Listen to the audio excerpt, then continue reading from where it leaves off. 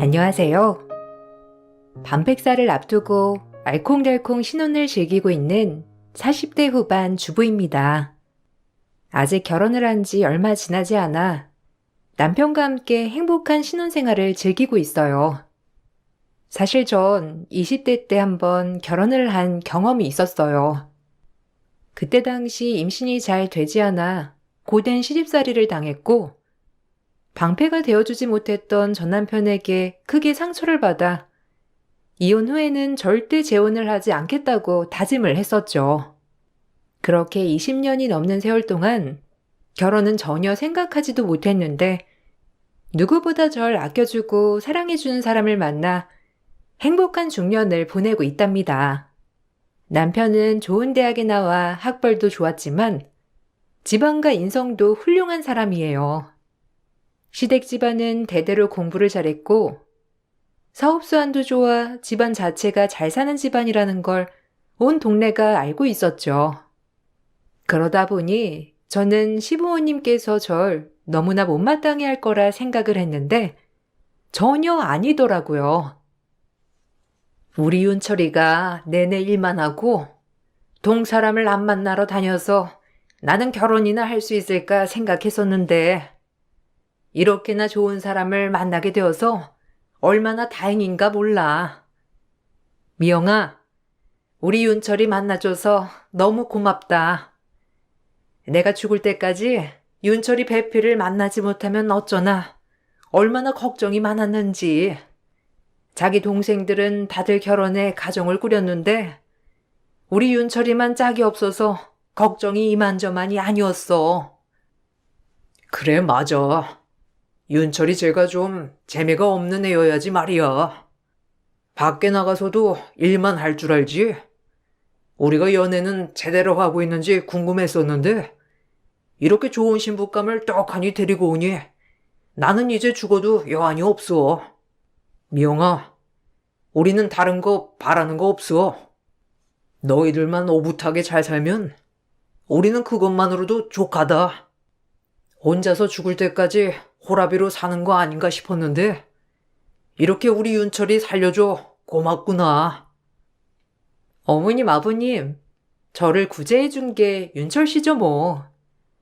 사실 저는 한 번 결혼을 했던 몸이라 어머님, 아버님께서 절 마음에 들어 하실 거라곤 전혀 생각도 못했어요. 윤철 씨는 거기다가 초혼이고 주변에서도 소개해달라는 사람도 많았고 인기도 많았잖아요. 저야말로 별 볼 일 없는 사람이었는데 이렇게 식구를 반갑게 맞이해 주셔서 너무 감사드려요. 어머, 누가 그런 소리를 해.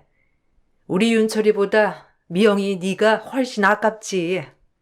우리는 윤철이가 너 데리고 온 날 깜짝 놀라가지고 밤에 잠이 안 왔어. 어떻게 저렇게 곱고 단아한 신부를 데리고 왔을까 싶어서 말이야. 결혼이야 서로 안 맞으면 헤어질 수도 있는 거고 사실 우리도 윤철이한테 조금 사연은 듣긴 했는데 그런 힘든 일들을 꿋꿋하게 견뎌내 지금까지 잘 살아온 네가 난 더 대견스러운 생각뿐이야. 그럼. 요즘 시대야 그러면 안 된다는 게 다들 알고 있지만 예전이야 못된 시댁도 많았지 뭐. 우리도 옛사람들이라 사실 너희같이 젊은이들 생각을 따라가지 못할 수도 있어. 그렇지만 이미 두 자식을 출가시켰고 그래도 남들보다 열린 마음으로 생각을 듣고 있으니 불편한 게 있다면 항상 편하게 얘기를 해다오. 이렇게 반겨주시는 것만으로도 저는 너무나 감사해요. 윤철 씨가 결혼하기 전에 어머님 아버님에 대해서는 아무것도 고민하고 걱정할 필요가 없다고 했었거든요. 너무나 훌륭하고 좋으신 분들이라 얘기를 많이 들었었는데 저 스스로는 자신이 없었어요. 그런 저를 더 대견하고 훌륭하다 말을 해주셔서 감사합니다. 시부모님께서는 40대 후반이 된 남편의 배필이 되어준 저에게 늘 항상 고마워 하셨어요.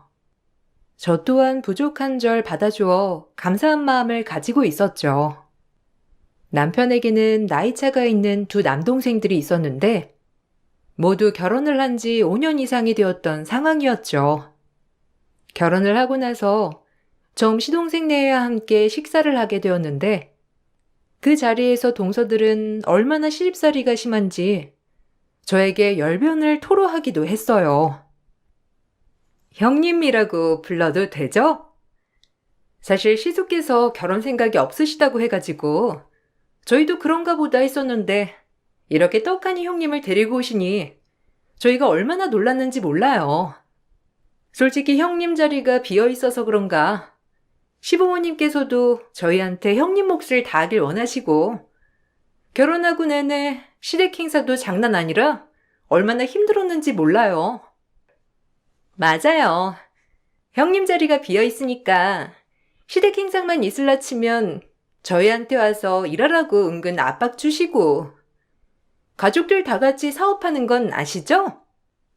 전에는 우리 보고 나와서 일도 하라고 하셨다니깐요. 그러고 보니 형님은 지금 일 쉬신다고 하셨죠? 에휴, 그럼 앞으로 거기 가서 일하면서 집안일도 싹 다 해야 되겠네. 그래? 어머님 아버님께서는 별다른 말씀은 없으셨는데 그래도 사업장 나가면 크게 할 일은 없다고 해서 동서들이 시댁 행사를 다 챙겼어? 나한테는 크게 행사가 있지는 않다고 했었거든. 해봤자 명절 정도? 명절에는 다 같이 모여서 음식을 하는 거야? 아유, 형님, 몰라도 너무 모르신다. 결혼 한번 해보셨으니 뭐, 어느 정도 아시지 않아요? 설마, 저희가 형님 재혼인 거 잘 모를 거라고 생각하시는 건 아니시죠? 명절뿐만 아니라 소소하게 모이는 행사들이 좀 있어요. 이제는 뭐 형님이 오셨으니 그런 거 다 도맡아서 해야죠. 어머님, 아버님도 말씀은 안 하시지만 형님께서 다 알아서 하시길 바라실걸요? 맞아요. 어머님께서 항상 하시는 말씀이 큰형이 결혼을 안 했으니 형님 자리가 비어 있어서 저희들이 일을 나눠 하는 거라고 하셨거든요. 결혼하신 지 얼마 안 돼서 형님한테 직접 말을 못 하시는가 보다. 그래도 저희가 형님 잘 적응하시라고 미리 말씀드려요. 어차피 결혼 한번 했었으니 알아서 잘 하시겠지만 저희 시댁은 그렇다고요. 형님이 알아서 나서서 하시면 더 좋아하실걸요? 저는 처음에 동서들이 하는 말이 저를 위한 것이라고 생각을 했는데 알고 보니 그게 아니었어요. 시댁에서 처음 다 같이 모여 식사를 했을 때 동서들이 말했던 시댁과 실제 시댁은 차이가 있었죠. 저는 잔뜩 긴장을 하고 시댁에 갔었는데 생각보다 분위기가 편안하고 좋았어요. 제가 먼저 시댁에 도착을 하고 나서 두 동서들은 뒤늦게 참석을 했었죠. 오늘은 옆집에서 좋은 횟감이 들어왔다면서 먹으라고 가져다 주셨어. 보니까 엄청 싱싱하고 좋더라. 급하게 너희들 모이라고 한 것도 이것 때문에 오라고 한 거야. 다들 바쁜데 온 건 아니지? 아들들한테 물어보라고 하긴 했는데 급하게 모여도 이렇게 와주니 정말 고맙구나. 음식은 다 준비가 되었으니 일단 앉아서 먹자. 우리 두 며느리들은 형님이 결혼한 지 얼마 되지 않았으니 많이 도와주렴. 그럼요, 어머님. 저희가 알아서 잘하죠. 어머님 솔직히 전 형님께 저희가 무슨 말을 안 해도 괜찮을 거라 생각해요. 무엇보다 경력이 저희보다 있으시니까 더 잘하시겠죠. 이제는 형님이 오셨으니 저희는 한 발자국 물러나서 있어야 하는 게 맞는 것 같아요. 그동안 어머님께서도 알게 모르게 형님 자리를 많이 기다리셨잖아요. 그래, 우리 큰아들이 좋은 짝을 만나길 바란 건 사실이지만 그래도 큰애는 우리 집이 아직 어색하고 낯설잖니. 너희들이 많이 도와주고 옆에서 어색하지 않게 잘해주렴. 내가 시집을 와서 보니까 동서들끼리 사이가 좋아야 화목하더라고. 아무리 시부모님과 사이가 좋아도 형제들끼리 좋지 않으면 결국에는 와해될 수밖에 없더라고. 두 며느리들이 우리 집안에서는 선배니 좀 더 도와주렴. 어머님, 그래도 형님은 형님이죠. 형님이 가장 큰 형님이신데 저희보다 더 많이 움직이고 잘하셔야 맞는 거죠. 저희끼리 저번에 모여서 한 얘기도 이런 거였어요, 어머님. 안 그래도 어머님께서 걱정하실 것 같아서 형님께 많이 도와드리겠다고 말씀드렸는데 조금 불편해 하시는 것 같아서요. 안 그래도 이번에 오시면 다시 얘기해 보려고 했는데. 형님, 들으셨죠? 저희가 도와드려야 형님이 잘 적응하고 편해지신다고 하시잖아요. 저희가 잘 도와드릴게요. 동서들은 그때 했던 말과는 다르게 다른 말을 했고 전 당황할 수밖에 없었어요.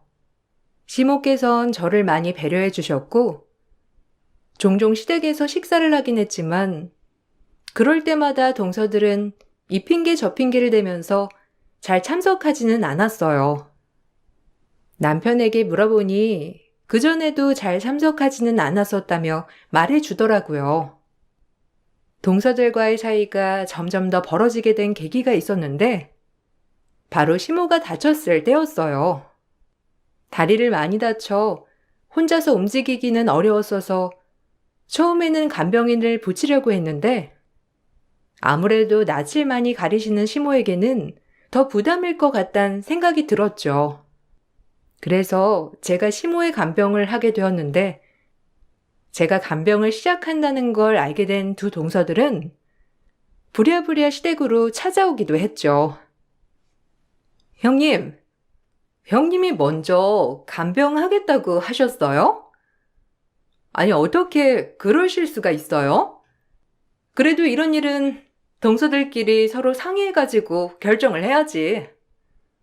어머님 하시면 우리가 다들 반대해가지고 형님 혼자 간병하는 거라 생각하시겠어요. 저한테 말도 안 하고 독단적으로 결정하신 거잖아요. 저도 알았음 그냥 가만히 있지는 않았을 텐데. 맞아요. 형님 진짜 너무하시네요. 아무리 시집 오신 지 얼마 안 돼서 어른들 이쁨 받고 싶어서 환장한 마음은 이해하지만 이건 좀 아니지 않아요? 그렇게 이쁨 받고 싶었으면 애초에 잘하고 왔어야 하는 건데 설마 형님 한 번 갔다 온 것 때문에 신경 쓰이셔서 그런 거예요? 그래서 더 잘하려고 이렇게 아등바등 간병하겠다고 하신 거예요? 원래 간병은 전문가가 해야 하는 건데 형님이 이런 거 하실 수는 있어요? 동서들, 나 너무 당황스럽다.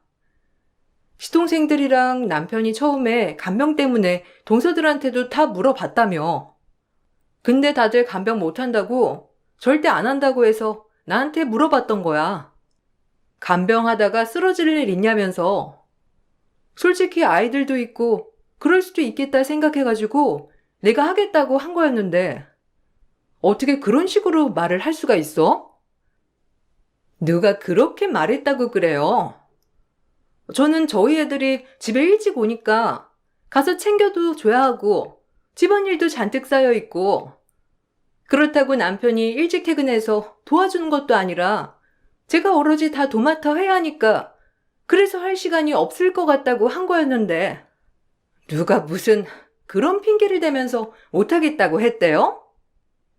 동서, 조카들 학원 다 끝나면 9시라며. 와서 그냥 바로 자는 것밖에 안 한다고 나도 들었어. 동서네 집에 가정부 들여서 집안일 손댈 것도 없어서 그래서 동서들한테 시동생들이 부탁한 거였잖아. 이번에 간병하면 따로 월급도 주겠다고 했는데 동서네가 싫다고 해놓고서는 왜 내 탓을 해? 마치 자신들에게 상의 없이 제가 간병을 결정한 것처럼 말을 하니 너무나 어처구니가 없었죠. 물론 제가 간병을 하게 되면서 시부모님이며 시동생, 남편까지 저를 더 좋아하게 되었을지도 모르겠지만 그 결과에 대해서 마치 절 탓한다는 게 어이가 없더라고요. 그렇다고 동서들이 제 탓을 하기에는 먼저 시댁을 챙기는 일도 한 번 없었어요. 한 번은 남편이 며칠 몸이 좋지 않았던 때가 있었는데 물어보니까 사업장의 기계가 고장이 나서 다들 무리의 일을 하다 보니 자기뿐만 아니라 시부모님 시동생들도 다 몸살이 났다며 말을 했었죠.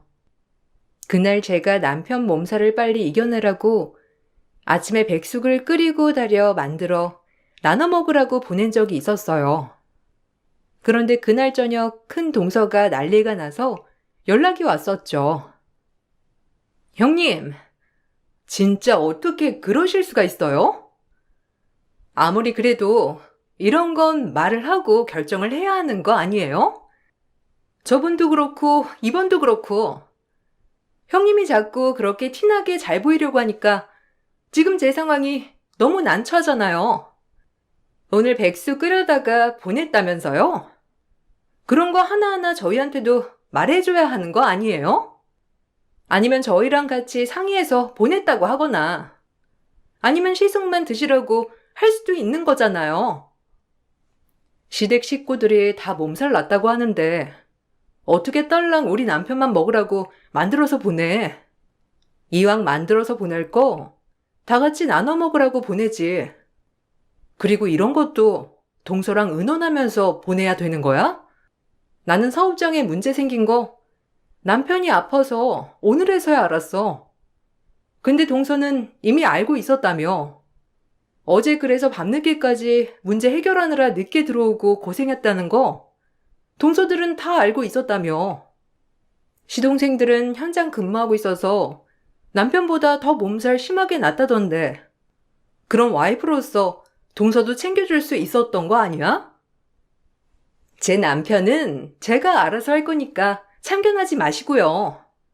형님이 그렇게 나오시면 시부모님이 차별을 하실 수밖에 없잖아요. 지금까지 저희들 평화가 어떻게 지켜왔는데 형님이 그렇게 중간에 들어오셔서는 분탕질을 하세요. 다음에는 무슨 일이 있으면 좀 의논을 하셔가지고 결정하세요. 그거 하나 때문에 제가 오늘 남편한테 얼마나 말을 들었는지 아세요? 그래, 동서. 나도 내 남편 알아서 챙기는 거니까 동서도 이렇게 전화와서 백숙을 챙기라 마라 왈가왈부하지 마. 왜 내가 하는 일을 동서한테 말을 해야 하는지 모르겠는데 동서야말로 시동생이랑 다툰 걸 왜 내 탓이라고 하는지 난 이해가 안 돼. 결혼을 하고서 전 신혼이기 때문에 신랑을 더 챙기려고 했던 게 있었는데 아무래도 그런 행동들이 동서들 눈에는 눈꼴셨는지 모르겠어요. 그때부터인지 동서들은 절 어떻게든 깔아뭉개려고 노력했죠. 가족들이 다 모인 자리에서 생뚱맞게 자신들이 아닌 재혼 부부 얘기를 꺼내기도 하면서 분위기를 흐려놓곤 했어요. 어머, 형님 보니까 갑자기 생각나서 꺼내는 말인데 제 초등학교 동창 친구 중에 20대 때 결혼했던 친구가 있거든요. 걔가 못 모르고 처음에 결혼을 했다가 안 맞아서 2년도 안 돼서 이혼을 했나? 아마 그랬을 거예요.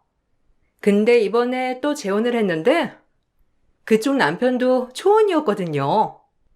시댁 식구들도 다 좋고 그랬는데 친구가 재혼이라는 게 엄청 콤플렉스였는지 내내 히스테리 부르다가 이번에 또 이혼했다지 뭐예요? 어머, 형님네 친구도요? 제 주변에도 그런 사람 있어요. 남자는 초혼인데 여자는 재혼인 부부요. 처음에는 남자가 초혼이니까 그래도 보듬고 잘 살겠지 했는데 역시나 이혼한 이유가 있더라고요. 이번에 이혼한다 어쩐다 말이 많던데 다들 초혼이었던 남자가 너무 불쌍하다면서 말하는 거 있죠? 이게 사실 겉으로 보기에는 부부 금실이 엄청 좋아 보였는데 그게 다가 아닌가 봐요. 그치, 동서? 나도 걔가 엄청 잘 살 줄 알았다니까. 한 번 실패를 했으니까 두 번째는 더 잘 살겠지 했는데 내가 보니 2번 이혼하는 건 분명 그 이혼한 사람 문제인 것 같아. 그게 아니고서야 어떻게 2번씩이나 이혼을 해? 안 그래요, 형님? 형님은 어떻게 생각하세요? 난 진짜 무슨 생각인지 너무 궁금하더라고요. 그래도 형님은 좀 이해가 되는 부분이 있을 거 아니에요? 예, 너 지금 무슨 소리 하는 거니? 그런 말 어떻게 이런 자리에서 아무렇지 않게 해? 내가 보기에는 너무 무리한 질문인 것 같구나. 이제 그만 그 주제는 더 이상 언급하지 말도록 하자. 그리고 이혼을 2번 하든 3번 하든 그게 어떻게 흠이야? 사람이 맞지 않으면 헤어질 수 있는 거고 각자 사정이 있는 거지. 아무것도 모르는 사람이 이렇다 저렇다 할 일은 아닌 것 같구나. 에이, 어머님, 그건 아니죠. 아무리 그래도 한 번은 실수라곤 하지만 2번은 그게 아니잖아요. 사람이 어떻게 같은 실수를 해요? 뭔가 본인도 문제가 있으니까 그런 일들이 반복해서 발생하는 거지. 그냥 저는 좀 궁금했어요. 그렇게 좋아서 결혼까지 했는데 왜 이혼하고, 그렇게 싫어서 이혼까지 했는데 왜 다시 재혼하나 싶어서. 그만하거라. 우리는 그냥 편하게 질문하는 것일지 모르지만 상대방은 그렇지 않을 수도 있는 거잖니. 그리고 애초에 주제에서 벗어난 얘기를 하고 있는 거니까 이제 그 주제는 그만 얘기해야 할 것 같구나. 시부모님 호통에서 동서들은 끝을 모르고 언급을 했고 결국 어색한 분위기 속에서 모임이 파하기도 했어요. 제 생각에는 동서들이 어떻게든 분위기를 흐려보려고 하는 것 같다 느껴졌죠. 원래는 사업장에 같이 일을 했어도 저녁은 각자 집에 가서 먹었었는데 어느 날부터 갑자기 동서들이 다 같이 저녁을 먹자고 제안을 하기도 했어요. 저 포함 다른 사람들은 다 반대를 했지만 2 동서만이 극구 추진을 하는 바람에 저녁마다 모이게 되었죠. 처음 시작을 하던 날 저녁 준비를 하러 가보면 아무도 와 있지 않았고 부랴부랴 혼자 조카들 몫까지 챙겨서 차리면 거의 다 차렸을 때야 동서들은 나타나기 시작했어요. 얘들아, 너희들 아무리 바빠도 형님 혼자서 10인분을 준비하기는 너무 힘들어. 바쁘겠지만 조금만 일찍 오던지 아니면 시간을 좀 늦춰보자. 너희들 올 시간을 맞추면 내가 일찍 퇴근을 해서 같이 준비를 하던지 하자꾸나. 그네 혼자서 아등바등 매번 저녁 준비를 하는 것 같아서 안쓰럽구나. 아니, 그러지 말고 우리 다 같이 저녁 먹는 건 그만하고 각자 집에서 먹는 걸로 하자. 어머님, 이건 형님이 온전히 좋아서 하시는 거예요. 저희랑 시간 다 맞췄는데 형님 혼자 사랑받으시려고 이러시는 거라니까요. 저희가 일하느라 늦는다, 아이들 케어하느라 늦을 거다, 형님한테 얼마나 말씀을 드리는데요. 그런데 그렇게 말을 해도 형님이 먼저 와서 다 준비를 하시는데 어떻게 해요? 감히 동서가 형님한테 뭐라고 할 수도 없고. 맞아요, 어머님. 원래 큰형님이면 솔직히 자리가 사람을 만드는가 보더라고요. 저희의 둘째, 셋째니까 솔직히 이제는 한 발자국 뒤에서 형님 보조만 해야죠. 솔직히 저희도 그동안 형님 자리가 비어있어서 대신해서 많이 했잖아요.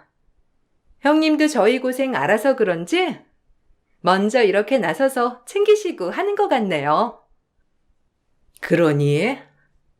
그래도 그네가 제일 늦게 들어오고 너희들이야 벌써 우리 집에 온 지 5년이 넘어서고 있으니 니들이 잘 이끌어줄 거라 생각했는데 생각해보니 니들 말대로 자리가 사람을 만드는가 보구나. 벌써부터 형님 대접을 하겠다고 나서니 우리야 뭐라고 할 말이 없지 뭐. 그렇지만 너희도 형님 잘 보필해서 도와주렴. 어느 순간부터 동서들이 저를 앞세워 시댁일에 전혀 참석하지 않는다는 걸 아시고서는 시부모님께서도 미안해 하셨어요. 저에게도 시댁일을 하지 않아도 된다고 하셨지만 저는 시부모님께 감사한 마음, 남편을 위한 마음으로 거절하지 않고 묵묵하게 일을 했죠. 어느 날은 시댁 행사가 있었던 날이었는데 시부모님이 원래 참석을 해야 했지만 몸이 좋지 않아 못 가셨던 적이 있었어요. 그날도 동서들은 저에게 시간 맞춰 가자며 말을 해놓고선 행사가 다 끝나고 나서야 나타났죠. 참, 그 말 알지? 늙은 여우가 더 교모하다는 거. 우리같이 순진한 애들은 못 당한다니까? 애초에 한번 겪었던 사람이랑 우리랑은 다르긴 하네. 역시 한 번 겪어서 더 자연스럽나? 나였으면 서운해서 다 안 왔을 텐데. 얼굴이 좀 뻔뻔한 것 같기도 하고 말이야. 안 그래, 동서? 그러니까요, 형님. 난 진짜 소름 돋았다니까요. 형님이 그때도 말했잖아요. 흠이 있으니까 더 예쁨 받아보려고 아등바등 난리라고. 저도 보니까 그런 것 같네요. 어쩜 그렇게 이쁨 받으려고 별짓을 다 하는지. 동서들, 지금 나 들으라고 하는 소리야? 전부터 궁금했는데 왜 나한테 이렇게까지 하는 거야? 아무리 그래도 너무하다 싶어서 말이야. 내가 동서들한테 뭐 실수한 거 있어? 난 아무리 생각을 해봐도 동서들한테 잘못하거나 실수를 한 거 있는 것 같지는 않은데 왜 자꾸 내가 하는 일에 마음에 들어하지 않는 티를 그렇게 내야 하는지. 어머, 형님, 거기 계셨어요? 저희는 형님 안 계신 줄 알고. 저희가 어떻게 형님을 마음에 안 들어 하겠어요? 다만 저희 집에서 다른 식구들이 하는 얘기를 그냥 동조하는 거죠. 저희라고 무슨 힘이 있어요? 형님이야말로 솔직히 말해보세요.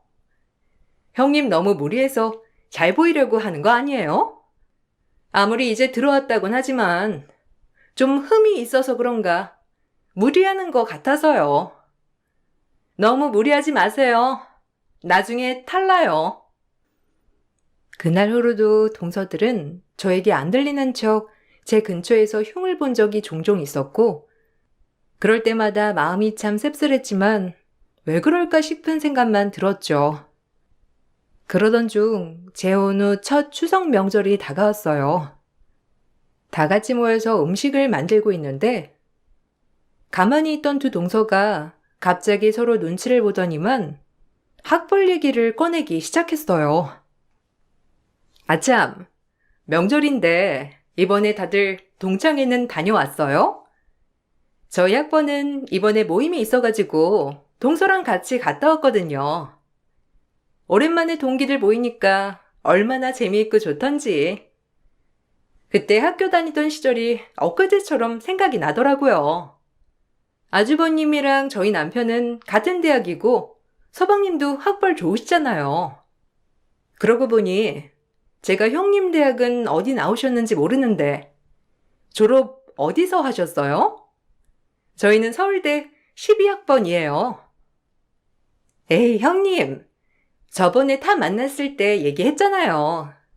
그때 큰형님 지방대 나오셨다고 한 거 아니셨어요? 저 그때 듣고 얼마나 놀랐는지. 저희 상견례 할 때 어머님 아버님께서도 제가 서울대 나오고 그래서 작은 형님이랑 잘 맞을 것 같다고 생각했는데 같은 학번이라고 하길래 더 놀랬다고 엄청 좋아하셨잖아요.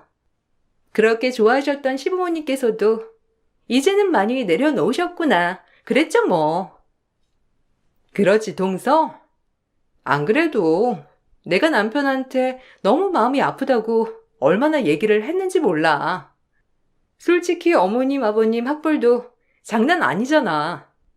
머리도 똑똑하시고 그래서 사업수완도 좋으시고 나는 아주머님께서 갑자기 장가를 가신다고 하시길래 얼마나 잘난 여자 데리고 올까 싶었는데 시숙님, 여자 볼 때 두뇌는 안 보시나? 그러니깐요.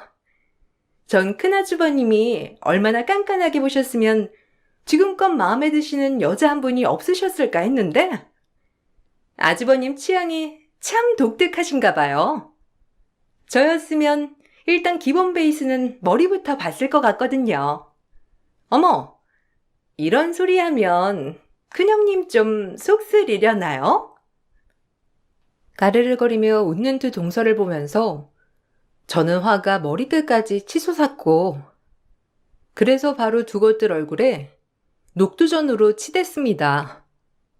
당연 두 동서는 난리가 났고 저에게 달려들려는 두 동서를 시동생들이 겨우 말리면서 시부모님은 너무나 당황스러워 하셨어요. 전 그때 당시 시부모님이고 남편이고 보이지 않았고 내내 무시하는 두 동서들 꼴만 눈에 들어오더라고요. 지금 이게 뭐 하는 거예요? 정말 해도 해도 너무하네. 머리가 없으면 교양이라도 있어야지.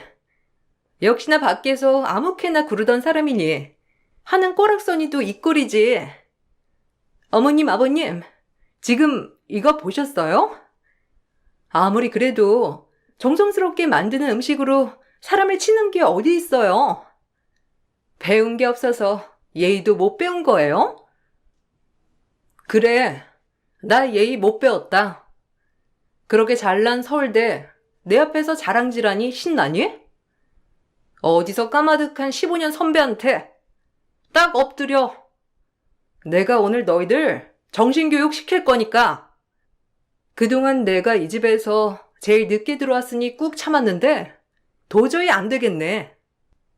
니들이 지금 날 무시할 깜냥이라도 되는 줄 아니? 착각하지 마. 어머, 지금 무슨 소리를 하시는 거예요? 저번에 대학 지방대 나오셨다면서요. 무슨 15년 선배라고. 아니 형님, 정신 좀 차리세요. 아무리 시부모님한테 잘 보이려고 알랑방귀 낀다지만 이건 너무한 거 아니에요? 여기서 거짓말 해가지고 무슨 득이 있다고. 형님 하는 짓 다들 보셨죠? 지금껏 형님 다 연기한 거예요. 속이긴 누가 속여. 내가 동서들보다 15년 선배야. 이거 왜 이래? 그 잘난 머리로 뒷조사도 제대로 안 해본 거야? 아니면 내가 했던 말 한 귀로 듣고 흘려서 이런 건가? 지방대학 졸업이라고? 지방에서 대학원 졸업했다 이것들아. 그렇게 교양 짓거렸으니 어디 한번 교양 있게 해보자. 동서들보다 내가 형님이라는 거 알지? 이제부터 다들 내 말만 들어. 전 동서들이 그렇게 자랑하던 서울대를 나와 전 남편과 바로 결혼을 했고 이혼을 하게 되면서 지방으로 요양을 갔었어요. 몸과 마음이 지쳤던 찰나에 지방 한 대학원에서 마음이 맞는 학과를 다니며 공부를 했고 그러면서 이혼에 대한 아픔을 잊게 되었죠. 그래서 서울대를 나오긴 했지만 사람들에게는 그때 그 기간이 중요했기에 지방대학원을 학력으로 얘기하곤 했어요. 동서들은 지방대학원을 나왔으니 당연히 대학도 지방을 나왔을 거라 생각을 했는지 그날도 절 학력으로 누르려고 했던 거였어요. 녹두전 사건 이후 시부모님께서는 저를 조용히 부르셨고 앞으로는 제가 형님이니 제 마음대로 하라는 뜻을 전달하셨습니다. 그래서 전 시댁 행사가 있을 때마다 직접 동서들을 데리고 와 하나부터 열까지 일을 다 시키기 시작했어요. 어머님, 아버님, 정말 해도 해도 너무하신 거 아니에요? 지금 어머님, 아버님, 이렇게 집안 어르신들이 멀쩡히 계신데 언제부터 이 집안 사람이었다고 휘어잡으려고 하잖아요. 형님이 이렇게 마음대로 한다는 건 어머님이랑 아버님 건의에 도전한다는 뜻도 되는 건데 어머님, 아버님, 진짜 이렇게 손 놓고 아무것도 안 하고 계실 거예요? 뭐라고 한마디라도 해주세요. 왜? 니들이 원하던 게 이런 거 아니었니?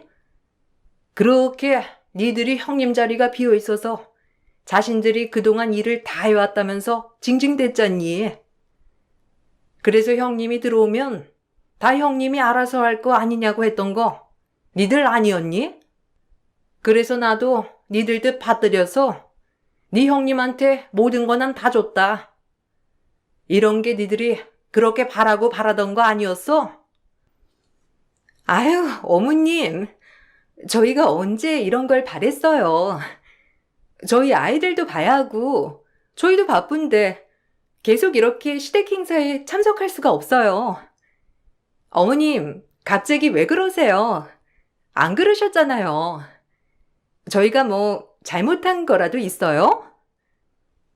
니들 잘못? 결혼하고 얼마 안 된 새 식구한테 텃세 부리고 시기하고 질투한 거? 아니면 없는 말 지어내서 난감하게 한 거? 아니면 학벌 가지고 사람 무시한 거? 어떤 걸 말하는 건지 모르겠구나. 이렇게 된 거 다 니들이 만든 거야. 너희들 알고 있겠지만 시댁 집안일에 소홀한 사람은 재산 한 푼도 못 가져간다는 거 알지? 부당하다 생각하거들랑 지금이라도 우리랑 영 끊고 나가면 되니 그렇게 해. 아들들한테도 이게 부당하다고 생각하면 사업장에 출근 안 해도 된다고 했으니 그렇게 알거라. 어머님, 아무리 그래도 그건 아니죠. 저희가 지금까지 해온 게 있는데요. 어떻게 오래 본 저희보다 형님 편이 되실 수 있으세요? 정말 너무하신 거 아니에요? 저희도 좀 서운하네요. 니들한테 기회를 수십 번은 더 줬어. 그런데 니들은 우리 집 일이라면 어떤 핑계를 대서라도 안 하면서 내내 일하는 우리 아들들은 니들 친정일 한 번도 못 보게 하지 않았니?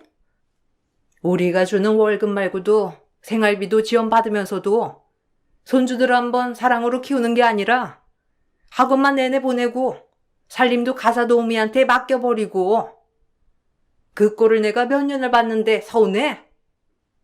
오죽하면 우리 집에 시집 온 지 1년도 안 된 큰형님한테 우리가 마음이 타갔겠어. 니들은 아직도 정신 못 차렸구나. 시모의 호통에 동서들은 아무 말도 하지 못했어요. 사실 그동안 시댁에서는 두 동서들에게 아들들 월급뿐만 아니라 추가적으로 생활비까지 지원을 하고 있었더라고요. 그 돈으로 제대로 살림을 하기는커녕 탱자탱자 쓰고 있었던 걸 참고 있었는데 새로 들어온 식구를 질투하고 시기하는 걸 보고선 시부모님께서도 화가 단단히 나셨던 거였어요. 동서들은 앞으로의 생계가 걸려있으니 불만도 더 이상 표현하지 못하고 제가 하라는 대로 어쩔 수 없이 해야 했답니다. 불평불만을 하는 날이면 시부모님의 불효령이 떨어지고 미움을 받아 재산을 못 받을 수도 있으니 더 전전긍긍해 하더라고요. 그렇게 고집하던 저녁상도 이제는 동서들이 하나부터 열까지 다 차리고 있고 명절이며 시댁 모임도 외식 대신 동서들이 직접 차린 음식으로 식사를 하고 있는데 속이 시원하다 싶으면서도 애초에 사이좋게 지냈으면 어땠을까 씁쓸하기도 하네요. 시동생들은 이걸 별로 좋아하지 않을 거라 생각했는데 생각보다 시동생들도 만족스러워하고 있어요. 그동안 처가댁에 본인들이 끌려가 일을 했었다고 하니 저도 당분간은 형님 노릇 톡톡히 해보려고요. 언제쯤 동서들을 좀 풀어줘야 할까요? 여러분들은 어떻게 생각하세요? 사연 들어주셔서 감사합니다. 늘 항상 건강하시고 행복한 일들만 가득하시길 바랄게요. 안녕하세요. 50대 주부입니다. 사연 없는 집 없다지만 여기 나오는 사연들을 보고 항상 놀랜답니다. 저 역시도 사연이 많아요. 오늘은 제 이야기를 써볼까 합니다.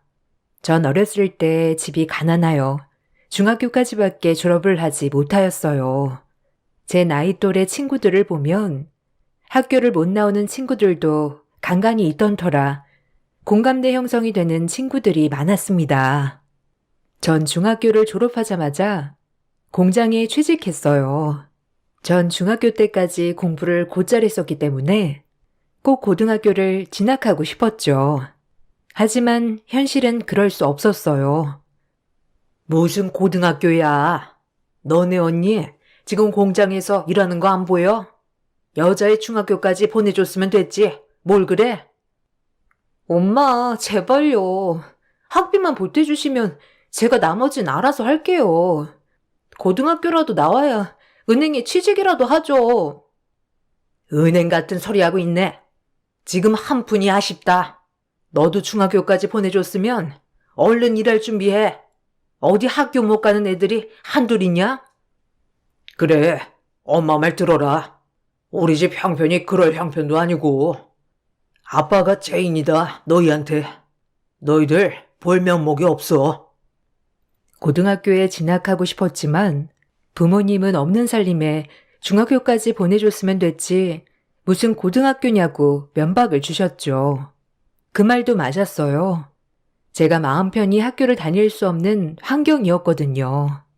없는 살림에 한 푼이라도 더 벌어 집에 보탬이 되어야 했으니까요. 그렇게 4년을 일했습니다. 제 나이는 어느덧 20살이 돼 있었고 20살이 되어 보니 하나둘 시집 가는 친구들도 있고 대학교에 가는 친구들도 있더라고요. 한 번도 공부에 미련을 갖지 않았는데 그때는 얼마나 대학교에 가는 친구들이 부럽던지 그때 깨달았어요. 주경야독, 낮에는 일하고 밤에는 공부를 해보자고 생각이 들었죠. 조금씩 저금을 해뒀던 터라 희망을 가졌죠. 그렇게 전 야간 고등학교를 진학했습니다. 운명이었는지 그곳의 선생님과 사랑에 빠졌어요. 그렇게 시댁에 완강한 반대가 있었지만 저희는 결혼에 성공했어요. 남편이 우직한 사람이었기에 가능했던 일이었어요. 말이 되는 거니? 어떻게 네가 가르친 학생이랑 눈이 맞아 결혼을 한다고 해? 너 엄마 죽는 꼴 보고 싶어서 그래? 죄송해요. 엄마, 도영이 착한 애예요. 제가 사람 보는 눈이 있어요. 그러니까 한 번만 저 믿어주세요. 도영이랑 행복하게 살게요. 결혼해서 이혼은 절대 안 된다. 네가 선택한 결혼 끝까지 책임져. 대신 이제 내 덕볼 생각은 말아라. 그렇게 반대해도 네가 선택한 네 결혼이니까. 하여튼 더 이상 긴 말 마라. 당신도 포기해. 그렇게 말려도 하겠다는데 진생 지가 사는 거지. 시부모님의 반대가 완강했지만 남편 또한 완강했기 때문에 저희는 결혼에 성공할 수 있었습니다. 그리고 전 큰 집안 살림을 해야 했기에 학교를 그만두고 집안 살림에 전념했습니다. 그런 저는 시댁의 미운오리 새끼였죠. 나이도 어렸고 최종 학력도 중졸이었기에 시댁에서는 절 너무도 싫어했어요. 특히나 위로 형님 두 분이 계셨는데 그 형님들의 학벌이 석 박사는 기본이었거든요. 어머, 진짜 웃겨. 나 진짜 쇼킹이잖아. 도련님, 아니 이제 서방님이라 불러야 하나? 서방님도 어떻게 된 거 아냐? 그러게 말이에요. 아니 중졸이 웬 말이야? 그래도 기본은 맞춰줘야지. 나 우리 서방님이 정열파인 줄 몰랐네 진짜. 어떻게 조건을 안 볼 수가 있지? 그래도 웬만해야지. 안 그래요? 그래도 뭐 그러려니 해야죠. 차라리 잘 됐죠. 이 집 살림 아줌마 혼자 하기도 힘들 텐데 공짜 인력 생긴 거 아닌가요? 뭐 어이야 없지만 그렇게 죽고 못 산다는데 어쩔 수 없죠 뭐. 아, 동서도 동서 매력이 뭐인 것 같아? 나 진짜 궁금해서 그래. 뭐 얼굴이 딱히 예쁜 것도 아니고 그렇다고 집안이 좋은 것도 아니고. 네? 아, 저희는 그냥 둘만 생각했어요. 배경 이런 거 없이. 그리고 손익 형님들이니 당연히 형님들에게 깍듯이 하겠지만 무시하지 말아주세요. 병철 씨랑 결혼한 게 제가 두고두고 욕을 먹어야 할 이유가 되진 않는다고 생각하거든요. 형님들은 제 말에 아주 집이 떠나가라 비웃어댔습니다. 늘 그런 식이었어요. 시어머니와 시아버지도 저를 마음에 들어하지 않았지만 저를 아주 대놓고 괴롭힌 건 형님들이었죠. 형님들은 저와 말도 섞고 싶어 하지 않았고 가만히 계신 어머님의 속을 뒤집으며 저를 더 싫어하시게 부추겼죠.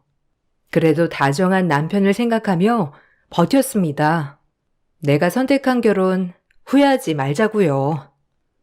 아니 어머님, 동서 오늘 아침에 밥 차리는 거 보셨어요? 본데 없이 자라서 그런지 밥도 그냥 아무렇게나 푸더라고요. 그거 제가 말하려고 했는데 아니 밥 퍼놓은 거 보고 저 엄청 놀랬잖아요. 어머님 보셨죠? 그런 것부터 티난다고 해야 하나? 아이고 그만 말해라 심란해. 어차피 기분 좋지도 않은 거 불난 집에 부채질 마라. 나도 속 터지는데 참고 있는 거야. 아니죠. 그런 거는 어머님이 따끔하게 한마디 하셔야죠. 안 그런가요? 아주 제멋대로 얼마나 날뛰는데요. 기강을 잡아야죠. 형님 말이 맞아요. 얼마나 날뛰는데요. 어머님이 좀 한마디 해주세요. 어디 지랑 우리랑 같나요? 꼭 똑같이 생각하는 것 같다니까요. 내버려 둬라. 너희들이랑 한참 비교되는 애다. 말해봤자 입 아픈데 뭘. 난 걔랑 얘기하려고 하면 머리부터 아프다. 알겠니? 형님들과 어머님은 제가 없는 줄 알고 저렇게 뒤에서 얘기하는 일이 허다했어요. 대부분은 형님들이 먼저 시작한 것이고요. 전 그렇게 온갖 무시를 견뎠죠.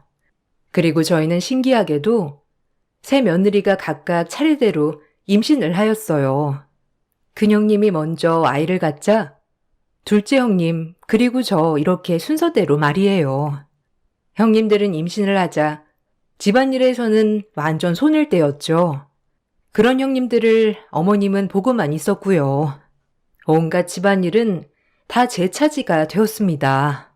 서러웠던 일이 한두 가지가 아니었어요. 가뜩이나 하지 않는 집안일이었지만 임신하자마자 딱 손을 떼더라고요. 큰 집안일은 제 몫이었습니다. 저도 배가 하루가 다르게 불러와 배가 많이 무거웠지만 저마저 못하면 남편까지 미움을 받을까 생각하며 열심히 했어요. 하지만 돌아오는 건 비아냥이었죠. 동서는 원래도 험한 일 하던 사람이니까 집안일 혼자 다 맡아서 해도 되지? 우리야 뭐 책만 보고 뭘 하나? 그리고 임신하니까 몸도 나른하니 아무것도 못하겠는 거 있지? 좀 부탁할게. 아니지. 동서는 결혼하고 팔 잡힌 케이스니까 이 정도는 괜찮나? 형님은 무슨 부탁이에요? 동서 그렇게 하도록 해. 어머님도 암묵적으로 동의하신 일이기도 하고 동서 임신했다고 우리랑 똑같이 아무것도 안 하려 들면 곤란해. 알겠어? 서방님도 동서 때문에 아버님 눈밖에 나신 마당에 집안일이라도 해야지. 안 그래? 형님들 너무하네요. 저 일할 수 있죠. 근데 저한테 이제 예의 좀 지켜주세요. 아무리 손익 형님들이라지만 이건 인격모독에 해당되는 것 같아요. 그러니까 앞으로는 저한테도 예의를 갖춰서 말씀해 주세요. 제발 부탁드릴게요. 저도 힘들어요. 어머, 동서, 말 되게 웃기게 한다. 누가 보면 우리가 동서 쥐잡듯 잡는 줄 알겠어. 어디 무식하게 우릴 그런 여자들 취급해? 그러게요 진짜. 웃겨? 뭐 눈엔 뭐만 보인다더니 동서 주변에 죄다 피해의식이 있는 사람들 뿐이구나. 작작해. 그리고 공장일 하던 거에 비하면 집안일은 껌이지 안 그래? 그런 식으로 주제 파악 못하면 정말 곤란해. 알겠지? 제가 형님들에게 예의를 갖춰달라고 말이라도 할 때는 형님들은 저를 피해망상에 심한 여자로 몰아갔죠. 그렇게 전 혹독한 시집살이를 건디며 홀로 아이를 뱃속에 품고 감내해야만 했었죠. 남편 외엔 아무도 저의 편이 없었거든요. 그렇게 입덧티도 못 내고 형님들 시중까지 들어가며 집안일을 했어요. 형님들이 출산을 하고 나서도 모든 일이 저의 일이 되었죠. 형님들은 본인들과 똑 닮은 딸들을 낳았어요. 그리고 곧이어 저도 아이를 낳았습니다. 아버님께서 노래를 부르던 아들이었죠. 어머, 아들이라고? 참나, 말도 안 돼. 그럼 뭐해? 정말 내놓은 자식 아들인데. 신경 쓰지 마, 동서. 설마 아들 하나 낳았다고 변하겠어? 당연하죠. 아버님이 어떤 분인데. 그렇게 반대할 결혼할 서방님 아이인데. 설마 그러시기야 하겠어요? 아우, 짜증나. 왜 하필이면 그 물건한테 아들을? 아우, 속상해 정말. 동서 절대 기어오르지 못하게 단단히 우리가 눌러놔요, 형님. 당연하지. 자기가 어디라고 우리한테 까불어? 절대 안 되지. 아들 낳으면 다야. 우리도 둘째 낳으면 돼. 그럼 지금이랑 다를 거 없어. 형님들은 거실에서 이런 얘기를 하고 있더군요. 너무 어이가 없었죠. 저만 아들을 낳은 것도 형님들에겐 미움의 대상이었어요. 그리고 제가 아들을 낳자 형님들의 괴롭힘은 더 심해졌어요. 아무래도 혹시나 아버님 재산이 많은데 그것이 손자한테로 갈까봐 하는 마음 때문이었죠. 전 아들이 주는 기쁨을 나날이 느끼며 하루하루 살아갔어요. 집안일이 생각보다 많이 고됐지만 아들의 재롱을 보는 날 때문에 힘든 것도 잊어버렸죠. 저는 그렇게 아들과 남편만을 위해 살았어요. 아무래도 시어머니와 시아버지는 손녀인 형님들 딸들보다 저희 아들을 조금 더 예뻐하는 눈치였지만 저 때문에 확 예뻐하진 않았어요. 그것도 아들한테 참 미안했죠. 괜히 엄마 잘못 만나 할아버지 할머니의 사랑도 못 받는 것 같아서 말이에요. 하지만 이 집의 아들 파워는 대단했어요. 그렇게 절 미워하였던 시어머니는 저만 아들을 낳자 눈에 띄게 제 아들만을 싸고 돌았습니다. 아무래도 여자아이들은 시집가면 그만이라는 생각을 가지고 계신 옛날 사람이었으니까요. 제 인생에서 가장 행복했어요. 그래도 사랑받는 아들을 볼 수 있으니 말이에요. 나 윤우랑 마실 좀 다녀올 테니 집 잘 보고 있어라. 그리고 어미, 오늘 닭곰탕 좀 끓여놓고 먹고 싶단다. 어머, 어머님은 윤우만 데리고 가시게요? 우리 아영이랑 아윤이도 있는데 꼭 윤우만 데리고 다니시더라? 내가 또 언제 윤우만 데리고 다녔다고? 아영이랑 아윤이도 그럼 옷 입히거라. 같이 데리고 가지 뭐. 닭곰탕 해놓고. 네, 어머님. 닭곰탕 해놓을게요. 걱정 마세요. 아영이 잘 챙겨주세요. 그래도 어머님 첫 손녀잖아요. 시어머니는 노골적인 편에는 아니었지만 은근히 제 아들만 데리고 다니고 싶어 했죠. 하지만 형님들은 은근 견제했어요. 전 그냥 그러려니 했죠. 그런 행동들에 엮이고 싶지 않았거든요. 그리고 첫째 형님은 서럽다는 듯이 둘째를 가졌어요. 그리고 꿈에 그리던 아들을 낳았죠. 시부모님들은 눈에 띄게 좋아하셨어요.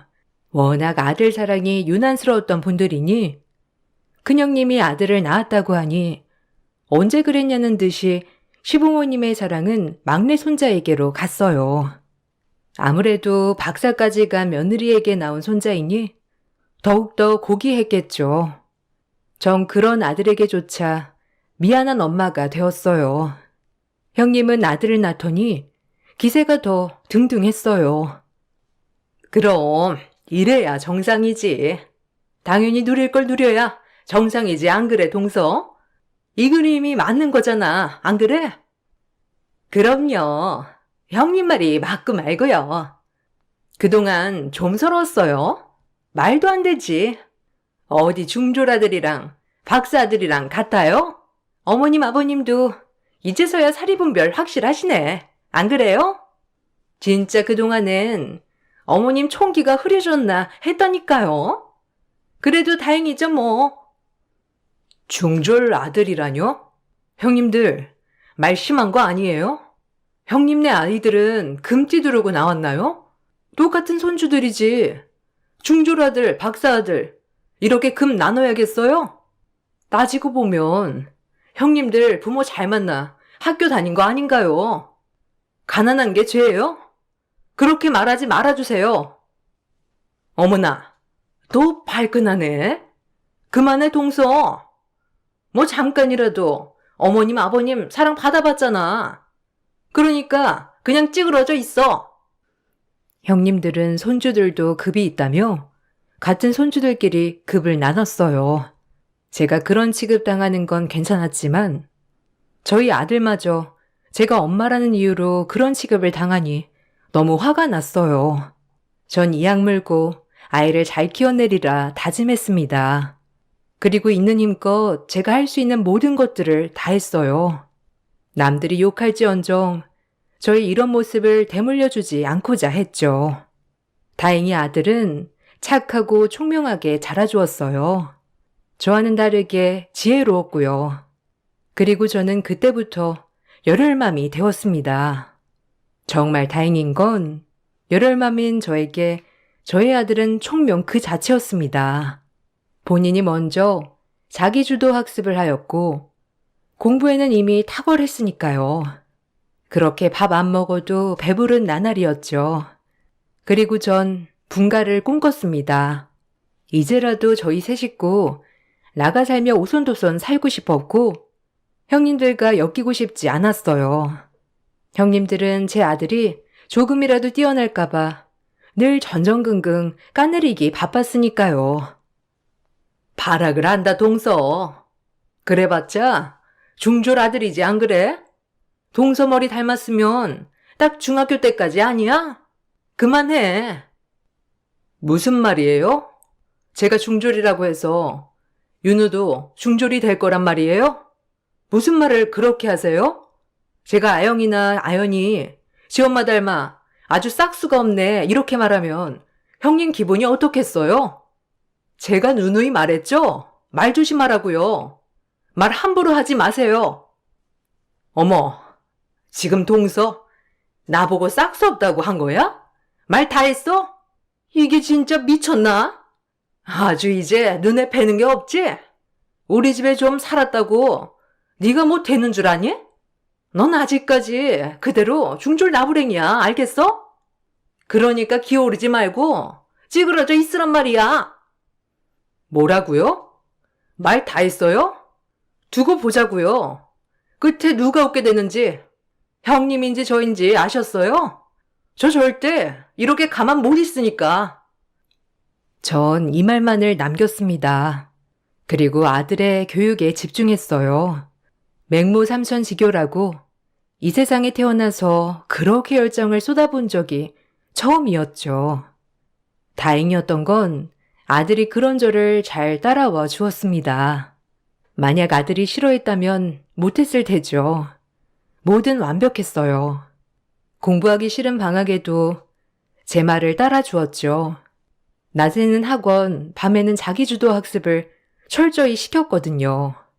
그리고 내신에 좋다고 하는 봉사활동은 죄다 섭렵했습니다. 전 그렇게 완전 열혈맘이 되어가고 있었죠. 그렇다고 집안일을 소홀히 한 건 아니었어요. 전 새벽같이 그 큰 집안일을 다 끝내놓고 아침부터 저녁까지 아들 공부 스케줄, 그리고 틈틈이 희어른 밥상 준비, 몸이 정말 두세 개라도 모자랄 지경이었어요. 형님들은 그런 저를 도와주기는커녕 본인들 치장하러 다니기 바빴고요. 일하는 사람, 노는 사람 따로 있는 집안이었습니다. 하지만 모든 사람이 다 당연하게 생각했죠. 악착같이 버텼어요. 동서처럼 윤우 그렇게 공부시켜도 그 핏줄이라는 게 있다, 동서야? 아무리 발버둥 쳐도 그 아우라라는 게 있어요. 어머, 우리 형님 또 명언 나오려고 하신다. 동서, 잘 새겨 들어. 우리 형님이 어디 틀린 말 할 분이셔? 네? 무슨 소리를 하시려고? 혹시 또 저 기분 나쁜 소리면 그냥 안 들을게요. 저 오늘 아버님 전골 드시고 싶다 해서 바빠요. 내가 무슨 소리를 할 줄 알고?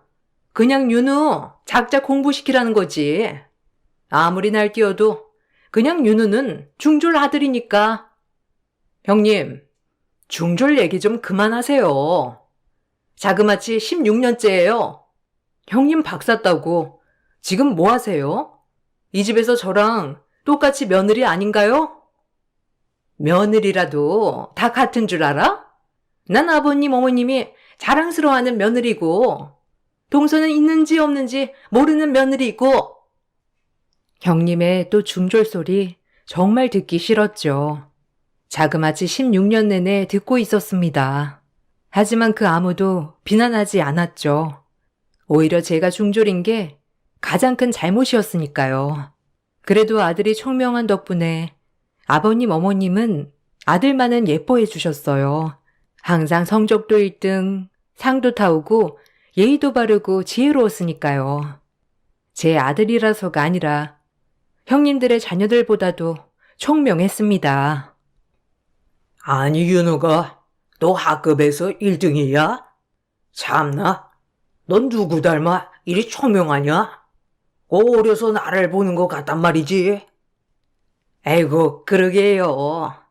우리 윤우가 어렸을 적 하랩이랑 지 아빠 쏙 빼닮았지 뭐예요. 우리 윤우 덕에 웃는다 아주. 아, 윤우가 또 1등 했구나? 아영이는 2등 했던데.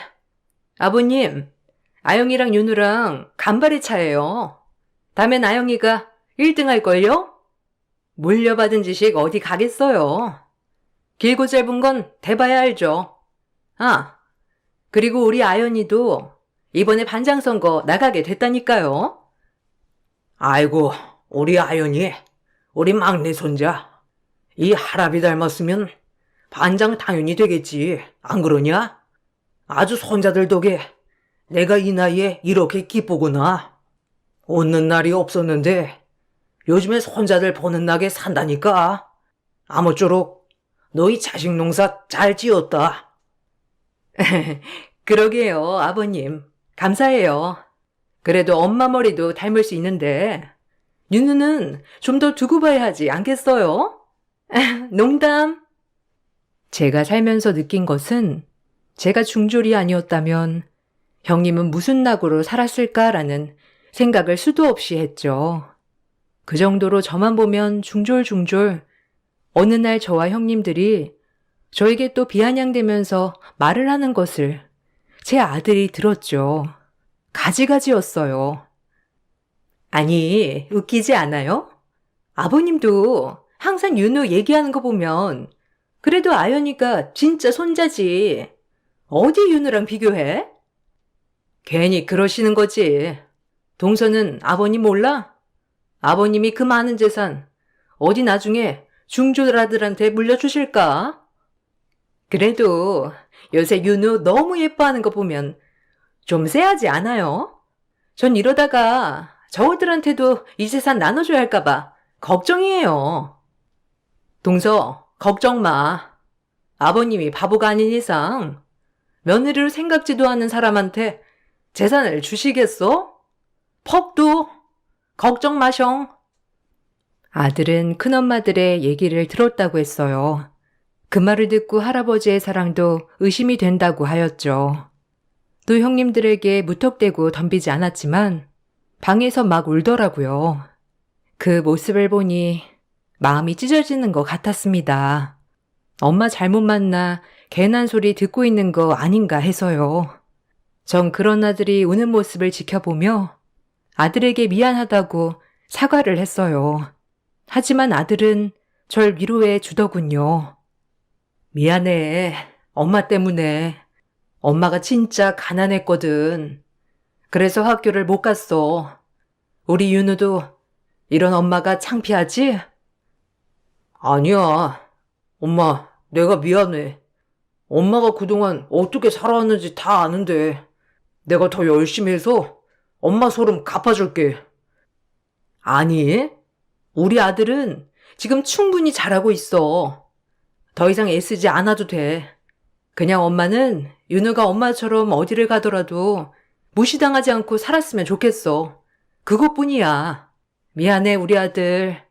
엄마가 우리 아들한테는 미안하단 말밖에 할 말이 없어. 이 시간 이후부터 미안해하지 않기. 난 엄마 때문에 너무 행복하고 엄마라는 사람이 내 엄마라서 너무 좋아요. 아들의 한마디가 제 인생 모든 서름을 해결해 주는 것 같았습니다. 그리고 전 더욱더 열심히 했어요. 시부모님의 봉양도 그리고 아들의 뒷바라지도 말이죠.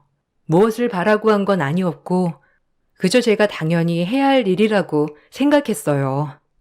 아들은 원래도 열심히 공부하는 스타일이었지만 그날이 있고서 더욱더 이를 갈고 공부했습니다. 오히려 제가 나서서 말릴 정도였죠. 윤우야, 좀만 천천히 해. 오늘은 잠 좀 자고, 어? 이러다 병 나겠다. 원래 하던 대로 해. 그래도 충분해, 윤우야. 너무 욕심내면 힘들어. 아니요. 두고 보세요, 엄마. 제가 엄마 소름 한 번에 갚아드릴게요.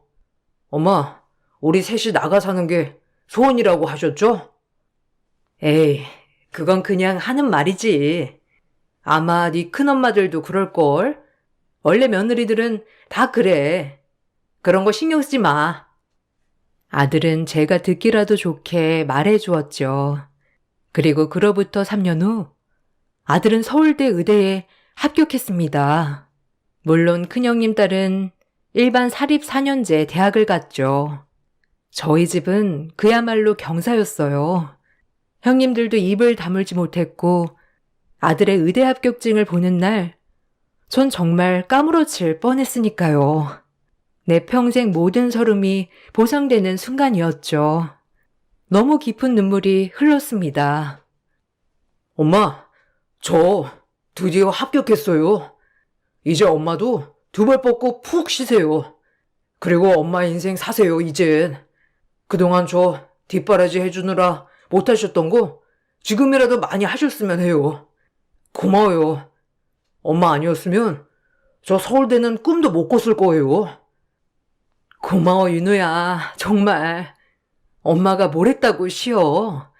지금부터 진짜 우리 아들 잘 해먹어야지 체력 안 떨어지게. 의사 공부하는데 엄마가 가만히 있을 수 있겠어? 너무 장하고 고맙다, 윤우야. 할아버지 할머니도 이 사실 알면 기뻐하실 거야. 엄마 너무 기뻐. 아들이 서울대 의대에 합격하고 무뚝뚝하던 시아버님 20년 꼬박 밥을 차려드렸음에도 고맙단 소리 한번 들어보지 못했지만 제 아들 서울대 의대 합격증 가지고 온 날 처음으로 제게 말씀하셨습니다. 처음이기에 더욱더 가슴에 와닿았고요. 아유, 우리 집에 의사가 나온다니?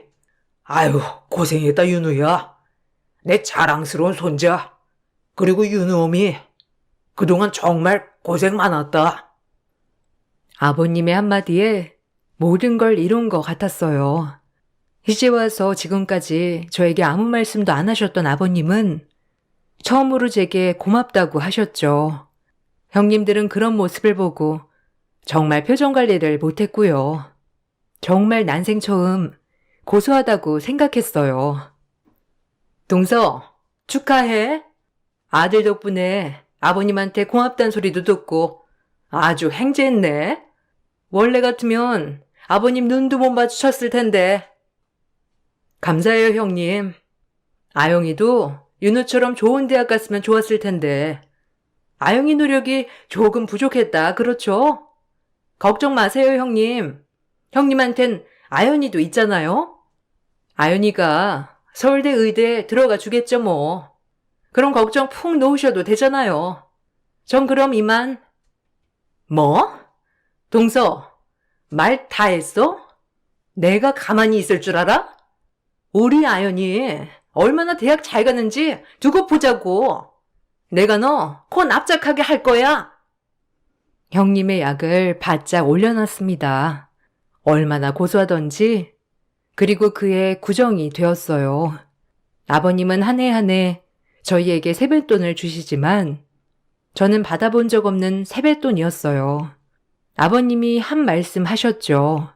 그 말에 형님들은 박장대소를 했습니다. 아주 크게 말이죠. 저 역시도 그 말을 듣고 심장이 두근거렸어요. 그 이야기는 명절 세뱃돈을 학력 순서대로 준다는 말이었죠. 심장이 벌렁거렸습니다. 이번 명절에 학력 순서대로 세뱃돈을 줄 거다. 아들, 며느리, 손자, 손녀 할 거 없이 전부 다 말이야. 그런 줄 알고 있어. 어머머, 학력 순서요? 그럼 중졸인 동서는 도대체 얼마나 주시려고? 에이, 너무하셨다, 아버님. 동서, 안 그래? 어머, 그러게요. 우리 동서 얼마나 주실지가 제일 기대되는데요?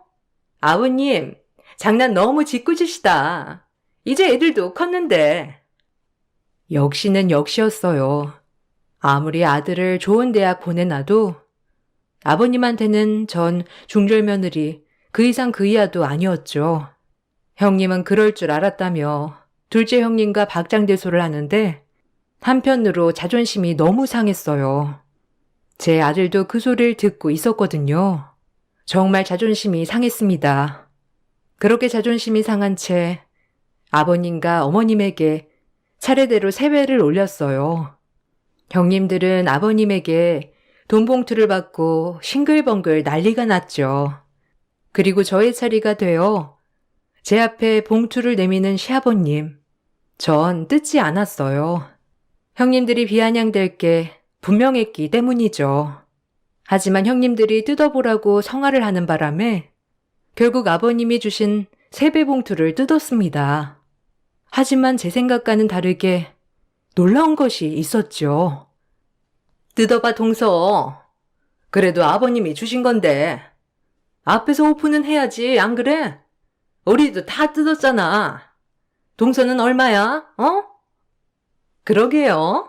동서, 얼른 열어봐. 이거 예의 아니다.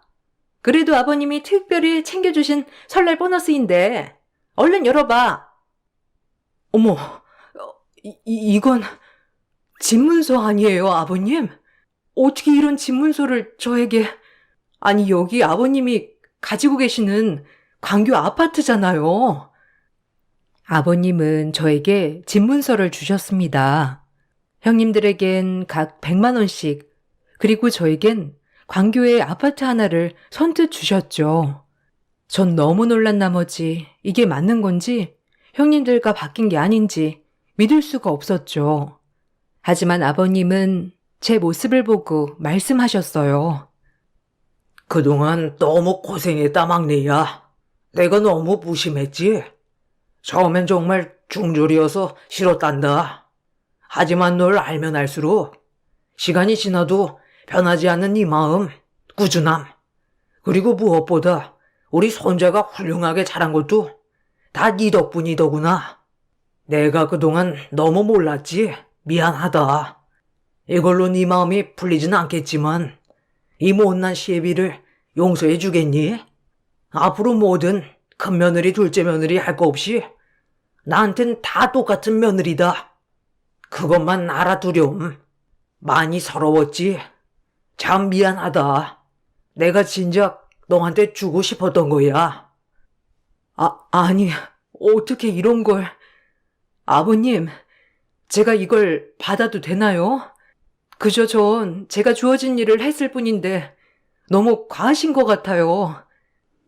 아버님의 말에 정말 폭풍 오열을 했어요. 형님들은 집문서를 보자마자 노발대발 난리가 났고요. 이런 법은 없다면서요. 그 소리가 귀에 들려오지 않았죠. 얼마나 눈물이 나던지 전 말을 이을 수가 없었어요. 그런 저를 아들이 꼭 껴안아 주었죠. 집문서라뇨? 그것도 광교 아파트를? 너무하신 거 아니에요? 아니, 아버님, 저희는요? 그럼 저희도 주셔야 하는 거 아니에요? 그러게요. 아니, 너무하세요.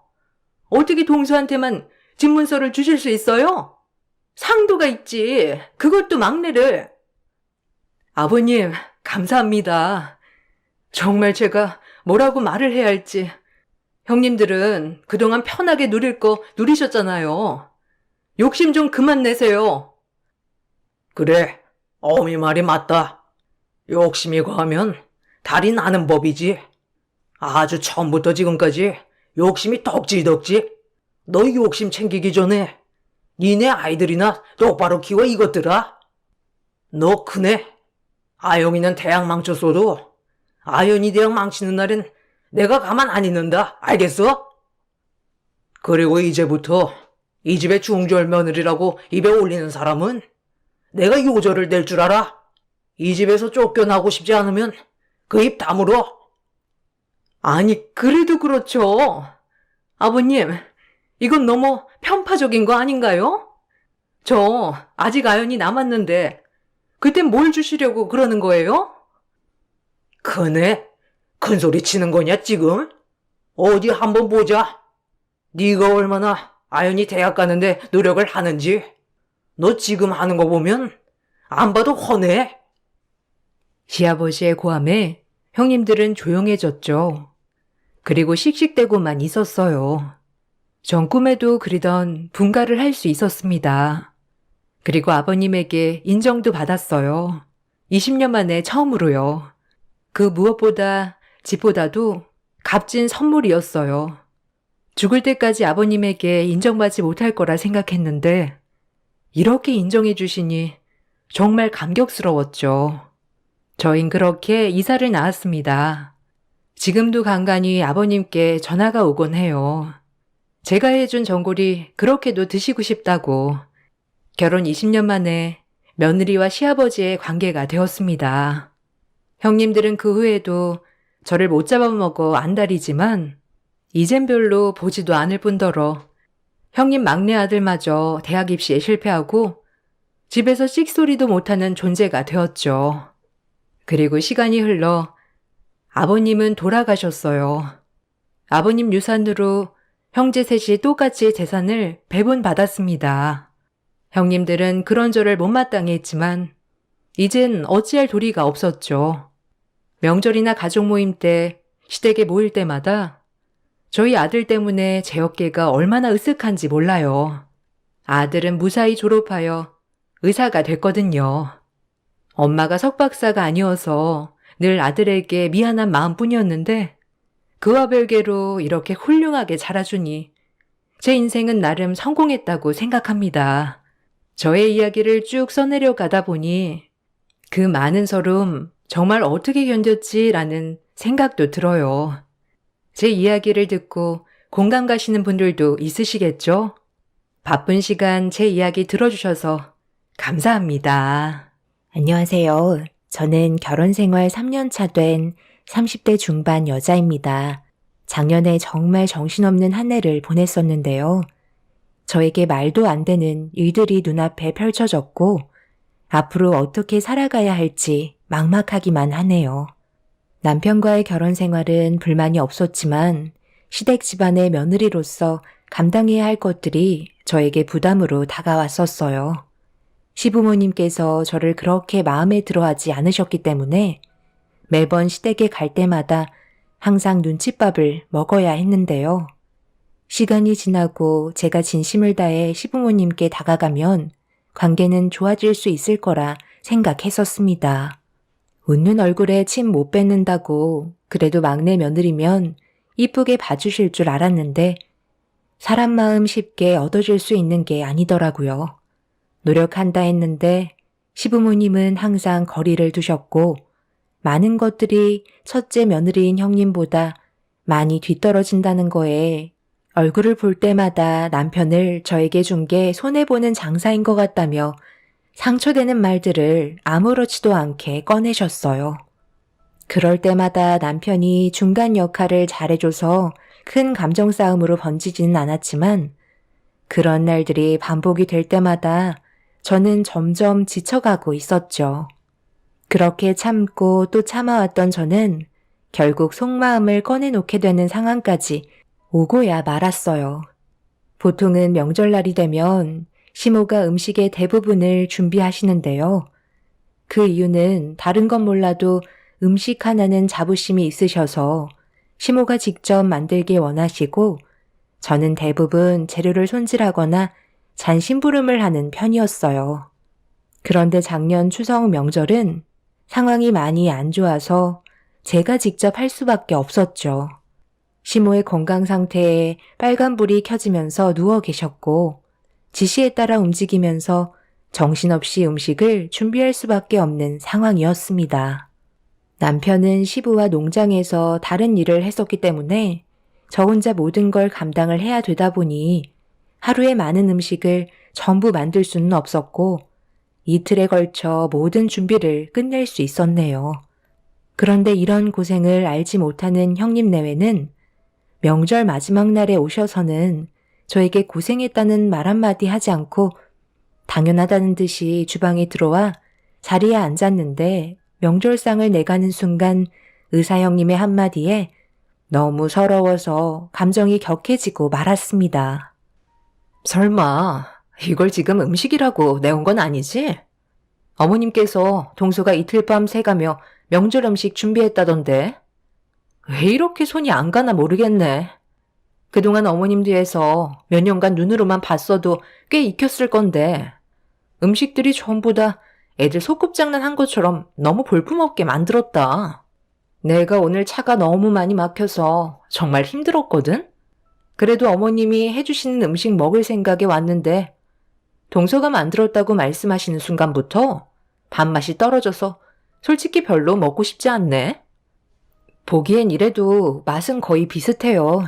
어머님이 설명해 주신 대로 만든 거라 크게 벗어나지는 않았어요. 구이도 괜찮다고 했는걸요? 음식에 대한 퀄리티를 보면 안다고. 이럴 때 동서가 본데 없이 잘한 티를 내는 거야. 집에서 냉장고에 있는 음식들 대충 꺼내서 먹는 것처럼 내온 것도 마음에 안 드는데 서방님이 먹었을 때 괜찮았으니까 나도 그냥 아무 말 하지 말고 먹어라. 동서가 보면 은근히 사람 속을 긁어버린다니까. 이런 기분으로 먹고 싶지 않으니까 당장 내 눈앞에서 일단 쓰레기 음식 전부 다 치워버려. 여보, 차에 우리 엄마가 싸준 음식들 있잖아. 그것 좀 가져와줘. 차라리 그거에 저녁을 먹는 게 훨씬 낫겠네. 형님, 지금 뭐라고 했어요? 일단 쓰레기 음식이요? 본데 없이 자랐으니까 음식도 형편없다는 건가요? 제가 이틀간 얼마나 많은 정성을 쏟았는데 어떻게 그런 말을 하는 거죠? 방금 한 말은 오히려 형님이 배우지 못한 사람처럼 보이는데요. 뭐라고? 동서, 지금 내 앞에서 불만 있다고 토를 단 거야? 그래도 눈치껏 행동할 줄 알았는데 완전 개념까지 밥 말아먹었네. 서방님, 지금 동서가 하는 얘기 들었죠? 이게 지금 손윗 사람들 대하는 예의인가요? 제가 그래서 뭐라고 했어요. 보잘것없는 집안의 사람일수록 행동이나 말투에 거침이 없다고 얘기했었잖아요. 이러니까 아버님 어머님께서 동서를 마음에 들어하지 않는 거야. 그동안 발톱을 숨기고 있느라 정말 힘들었겠어. 가식적인 모습 보이지 말고 이제부터 하던 대로 해. 아주 나를 잡아먹을 듯이 노려보고 있는데 동서가 오늘 한 말에 대해서는 책임을 져야 할 거야. 내 말 무슨 뜻인지 알지? 형수님, 그래도 쓰레기 음식이라고 얘기한 건 제가 봐도 잘못된 것 같은데요. 사람이 먹는 음식을 쓰레기라뇨. 그럼 이 사람도 쓰레기라는 건가요? 본데 없이 자란 티 낸다고요? 그럼 형수님은 배운 게 많으셔서 그런 저급한 말을 사용해도 된다는 거예요? 저희가 아무리 손 아랫 사람이고 잘난 게 없다 해도 이런 식으로 분위기를 만드는 건 문제가 있는 거죠. 서방님, 지금 저한테 그러시는 거예요? 여보, 방금 봤어? 나한테 쓰레기래. 동서가 서방님 성격까지 물들게 해버렸나 봐. 미꾸라지 한 마리가 들어와서 온 집안을 전부 헤집어 놓고 있네. 아버님, 저희 그냥 집으로 돌아갈게요. 이런 식의 대우받자고 먼 길을 힘들게 온 거 아니거든요. 오자마자 서방님이랑 동서가 둘이서 쌍으로 저를 아주 물먹이고 있다니까요. 제가 그렇게 잘못했어요. 솔직하게 있는 그대로 얘기한 것뿐인데 이건 아니잖아요. 어머님이 만들어주신 음식 먹으려고 배 쫄쫄 굶어가며 힘들게 왔는데 동서가 만든 음식들이라고 생각을 해봐요. 제가 얼마나 기분이 상하겠어요? 안 그래요? 그래, 이건 너희들이 잘못했다. 아무리 기분 나쁜 게 있어도 말은 가려서 해야지. 무슨 말을 하던 대드는 건 잘못된 거야. 저는 너무 어이가 없어서 더 이상 아무 말도 하지 못했고 남편도 기분이 많이 상했는지 얼굴 표정이 일그러졌습니다. 저희가 뭘 잘못했는지 도저히 알 수가 없었어요. 시모가 몸살 때문에 알아 누우셔서 힘들게 음식을 했는데 돌아오는 건 욕밖에 없다는 것 때문에 너무 화가 났었어요. 그런데 시부도 제가 주방에서 나오지 못하고 힘들게 음식을 만들었다는 걸 지켜보고 계셨으면서 형님을 두둔하시는 건 저에게 너무 큰 상처로 다가왔습니다.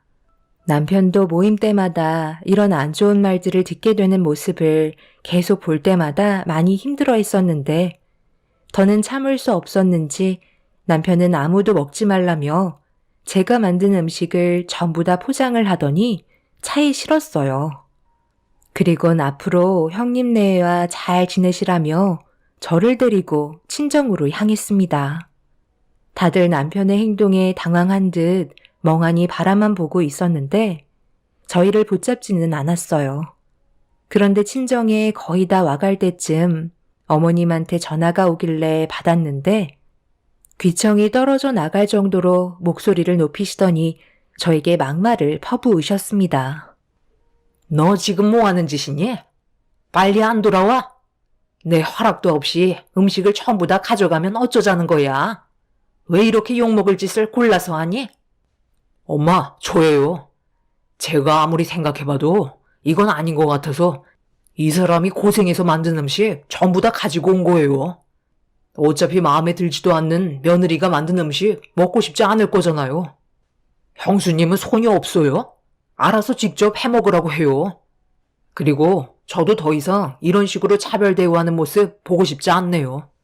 저희 얼굴 보려면 형이랑 형수님이 진심으로 찾아와서 사과하지 않는 이상 저도 더는 먼저 얼굴 뵈러 가지 않을 거예요. 제 남은 인생을 평생 함께 걸어가야 할 동반자인 이 사람한테 어떻게 그런 막말을 퍼부을 수가 있는 거죠? 저희 가고 대충 얘기 들었을 거 아니에요. 이만 전화 끊을게요. 아들, 너 정말 많이 변했구나. 지금 걔 때문에 가족과 인연을 끊겠다는 거야? 내세울 것 없는 애를 내가 며느리로 받아들여줬으면 이 정도는 당연하게 감수해야 될 부분일 것을 얼마나 큰 상처를 줬다고 상황을 이런 식으로 만들어? 더는 듣고 싶지 않았는지 남편은 시모가 얘기하고 있는데 전화를 끊어버렸습니다. 그렇게 저희는 친정에 도착하게 되었고 부모님 집에 도착하자마자 저도 모르게 너무 서러워서 눈물을 쏟아내고 말았네요. 저희를 반겨주셨던 부모님께선 많이 당황하셨는지 남편에게 무슨 일 있었냐고 물어보자 불과 몇 시간 전에 있었던 일들에 대해 조심스럽게 설명을 이어나갔어요. 당연히 표정은 안 좋아지셨지만 부모님께선 제가 만든 음식들로 함께 모여 저녁 식사를 하면서 좋은 말씀을 아끼지 않으셨어요.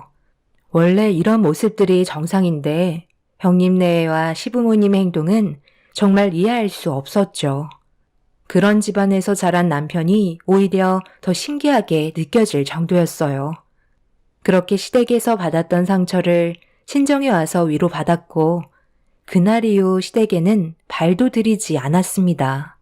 그런데 이런 시간이 지속될수록 불안한 마음은 점점 더 커지기 시작했어요. 그래서 남편에게 제가 가지고 있는 심적 불안함을 얘기하자 걱정하지 말라면서 앞으로 친정집에서 지낼 거라는 말을 꺼냈습니다.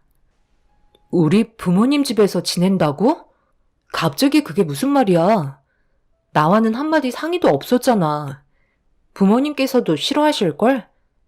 이미 허락 받았는데 당신이랑 같이 장인어른 댁으로 들어가서 살기로 얘기 끝났어.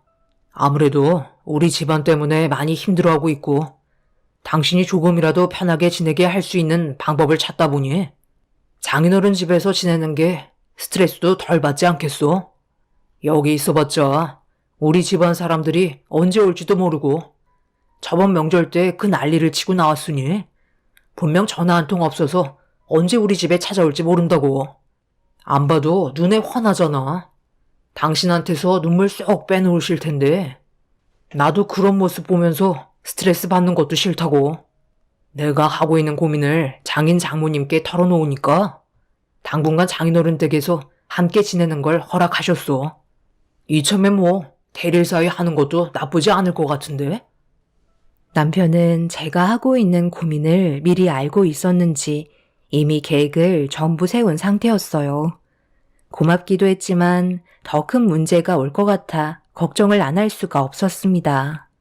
그래도 남편을 믿고 따르기로 결정하게 되면서 저희 부부는 친정집에서 생활하게 되었죠. 그렇게 한동안 별탈 없이 시간이 지나가면서 제가 가지고 있던 걱정거리들도 점점 없어지기 시작했어요. 차라리 이렇게 사는 게 스트레스 안 받고 훨씬 더 행복했었습니다. 하지만 그런 행복도 저에게는 사치였는지 시부모님께서 직접적으로 부모님 집에 찾아오셨습니다. 너무 놀랐고 가슴의 두근거림은 쉽게 진정이 되지 않고 있었어요. 부모님께서도 당황하신 표정을 보이셨지만 침착하게 시부모님을 집 안으로 모셨습니다. 제가 살다 이런 일을 겪게 될 줄 몰랐는데 지금 이게 말이 된다고 생각하시나요? 아무리 그래도 그렇지 대릴 사이가 웬 말입니까? 동네 창피해서 말도 못하고 속만 끓고 있었다고요. 며느리가 저희와 살아온 환경이 다르니까 당연히 안 맞는 부분들이 있는 건 어쩔 수 없는 거잖아요. 평생을 얼굴 보고 살았던 가족들과도 얼굴 붉히면서 싸우는데 고작 몇 년밖에 안 된 며느리와 부딪히는 건 당연한 거죠. 그런데 이런 식으로 더 안 좋은 상황을 만들면 일이 커진다는 거 모르세요? 몇 년밖에 안 됐으니까 부딪히는 게 당연한 거라고요. 몇 년밖에 안 됐으니까 서로 더 이해하고 감싸줘야 하는 게 맞는 거 아닌가요? 안 부딪히고 좋게 해결 볼 수 있는 문제들을 왜 이렇게까지 안 좋은 상황을 만드셨는지 오히려 제가 이해할 수 없는 것 같아요. 대릴 사이요? 왜 한서방이 저희 집에 들어와서 살겠다고 결정했는지 아세요?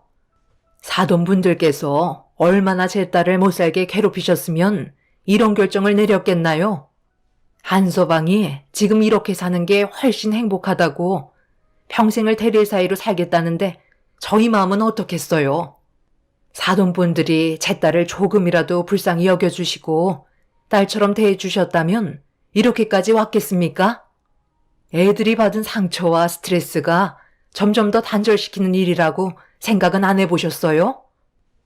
그러니까 지금 이 지경까지 된 게 전부 다 저희 탓이라는 거예요? 제가 며느리로 받아들인 것도 감사하게 생각해야죠.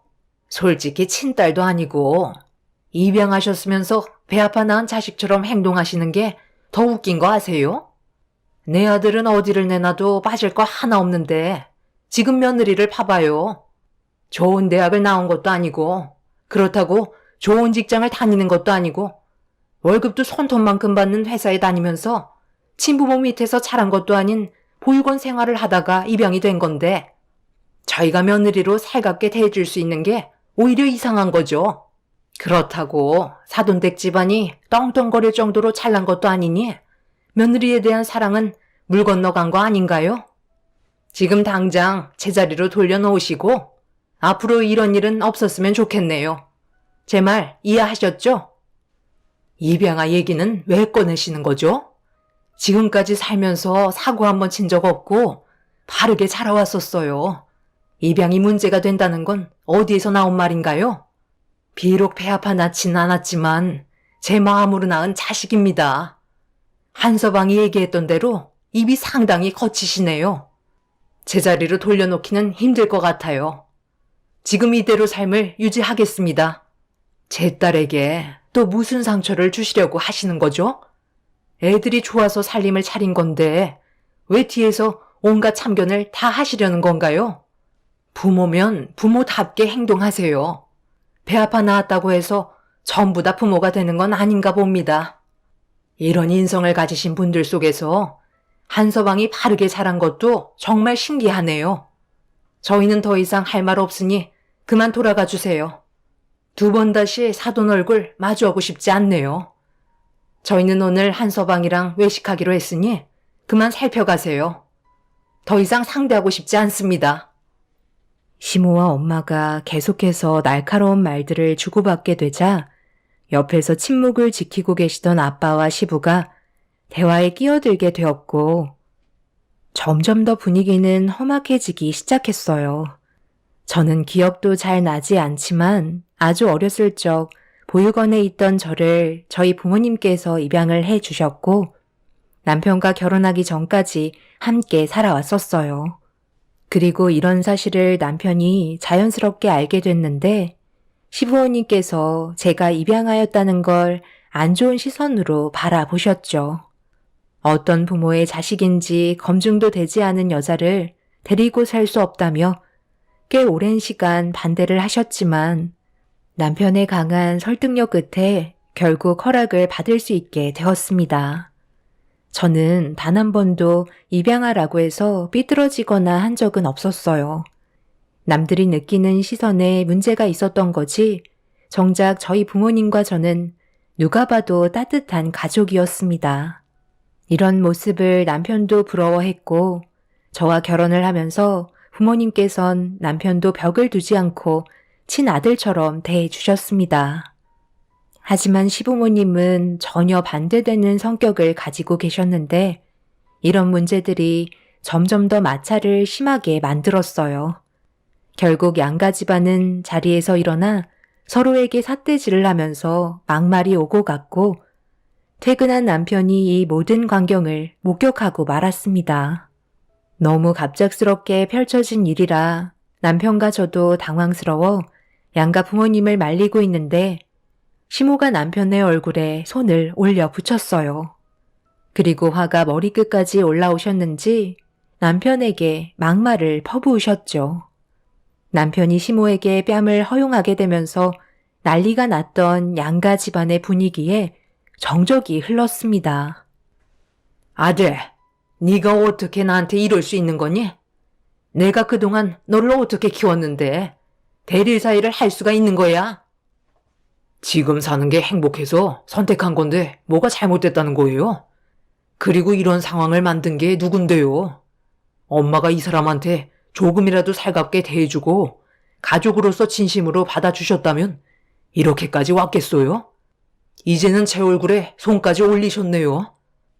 저는 오늘 이 시간 이후로 가족과의 인연을 끊겠습니다. 차라리 저 혼자 사는 게 더 많은 것들을 얻을 수 있을 것 같아요. 너희 엄마 손 떨리는 거 안 보여? 왜 이렇게까지 했는지 정말 모르겠어? 내가 이런 상황들이 생길까봐 결혼을 반대했던 건데 끝까지 고집을 부리더니 결국 가족 간의 인연을 전부 끊어내겠다고? 그럼 너는 평생 마음 편히 살 수 있을 것 같아? 이렇게 사는 것보다는 마음이 편할 것 같아요. 제 걱정은 하지 마시고 아버지랑 엄마가 그렇게 아끼고 좋아하시는 형이랑 형수님만 끼고 사세요. 솔직히 저희 없어도 그만 아닌가요? 어차피 가봤자 달라질 거 하나 없는데 저희가 왜 손해보는 행동을 해야 되나요? 제가 너무 창피해서 고개를 들 수가 없어요.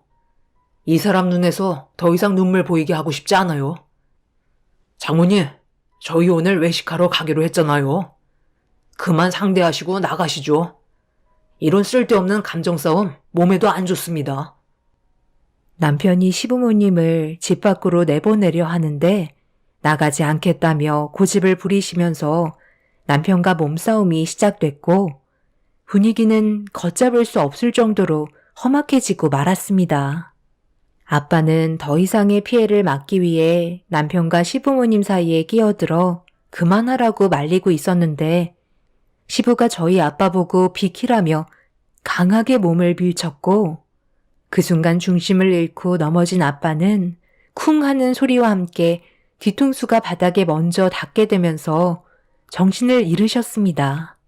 너무 순식간에 일어난 돌발 상황이라 정적이 흐르고 있는데 남편은 급하게 119에 신고를 해서 도움을 요청했고 시부모님은 너무 놀라셨는지 당황스러워하시며 안절부절 못하셨어요. 그렇게 아빠는 응급센터로 실려가 도움을 받게 되었고 뇌출혈이 의심이 된다며 곧장 수술실로 들어가게 되었습니다. 한순간에 아빠를 잃을지도 모른다는 불안한 마음에 너무 두려워 오열을 하고 있는데 병원에서 일을 하고 있던 의사 형님이 이 소식을 듣고 수술실로 찾아왔습니다. 그런데 걱정하기는커녕 슬퍼하고 있는 저희 가족에게 다가와 안 좋은 얘기를 꺼내기 시작했고 이성을 잃어버린 저는 형님에게 막말을 퍼부었습니다. 내가 이럴 줄 알았다니까. 동서는 정말 미련한 것 같아. 눈치껏 행동했으면 동서 아버님께서 이렇게까지 됐겠어? 그때 이후로 고집을 부리고 시부모님을 안 찾아뵀으니 결국 이 사태가 벌어진 거잖아. 하루라도 빨리 들어와서 무릎 꿇고 싹싹 빌었으면 이런 사건은 터지지 않았겠지. 내가 이래서 본데 없이 자란 티를 너무 낸다는 거야. 머리는 장식이야? 생각이라는 걸 하라고 머리가 있는 건데 정말 한심하다. 동서 아버님께서 세상을 떠나시면 그건 전부 다 동서 책임인 거 알지? 이게 왜 제 탓이죠? 처음부터 제가 마음에 들지 않는다고 온갖 차별은 다 하셨잖아요. 그리고 형님도 똑같이 행동하지 않았나요? 저를 무시하고 사람 취급도 하지 않았는데 제가 왜 시댁에 붙어 있어야 하는 거죠? 그리고 저희 아빠를 저렇게 만든 시부모님은 정작 갑자기 자취를 감추셨다고요. 그냥 넘어갈 수 있는 단순한 문제가 아닌데 여기에는 형님의 잘못도 포함된 거 아시죠? 명절 때 힘들게 음식했는데 쓰레기라며 온갖 막말을 퍼부었잖아요. 그렇게까지 하지 않았어도 이런 일은 없었겠죠. 만약 저희 아빠가 깨어나지 못하시면 형님뿐만 아니라 시댁 식구들 전부 다 가만두지 않을 거예요. 형님과 저는 수술실 앞에서 온갖 상처되는 막말을 퍼부었고 감정이 점점 격해지자 형님은 저를 밀치기 시작했어요. 저도 이미 물불 안 가리는 상태가 되어버렸기 때문에 형님을 강하게 밀쳤고 그렇게 되자 흥분을 가라앉히지 못한 형님은 제 머리채를 잡고 병원이 떠나갈 정도로 난리를 쳤습니다. 그렇게 한바탕 몸싸움이 일어나면서 엄마와 남편이 겨우 뜯어 말렸는데 저를 끝까지 잡으려던 형님이 난리를 치다가 제 목에 있던 회사 출입증을 끊어놓게 되었고 바닥으로 떨어진 출입증 카드를 바라본 형님은 구두발로 사정없이 짓밟았는데 출입증 카드가 깨지는 순간 저는 결국 그 자리에 주저앉아 눈물을 쏟아내고 말았습니다. 형님은 깨진 회사 출입증 카드를 보며 속이 후련하다는 듯 제 카드를 주워 들었는데 그걸 본 형님이 갑자기 정색을 하더니 새하얗게 질린 얼굴로 저를 바라보고 있었습니다. 그리고 떨리는 손으로 출입증 카드에 끼어져 있던 사진 한 장을 다시 확인하면서 저에게 입술을 떨며 질문을 하기 시작했어요.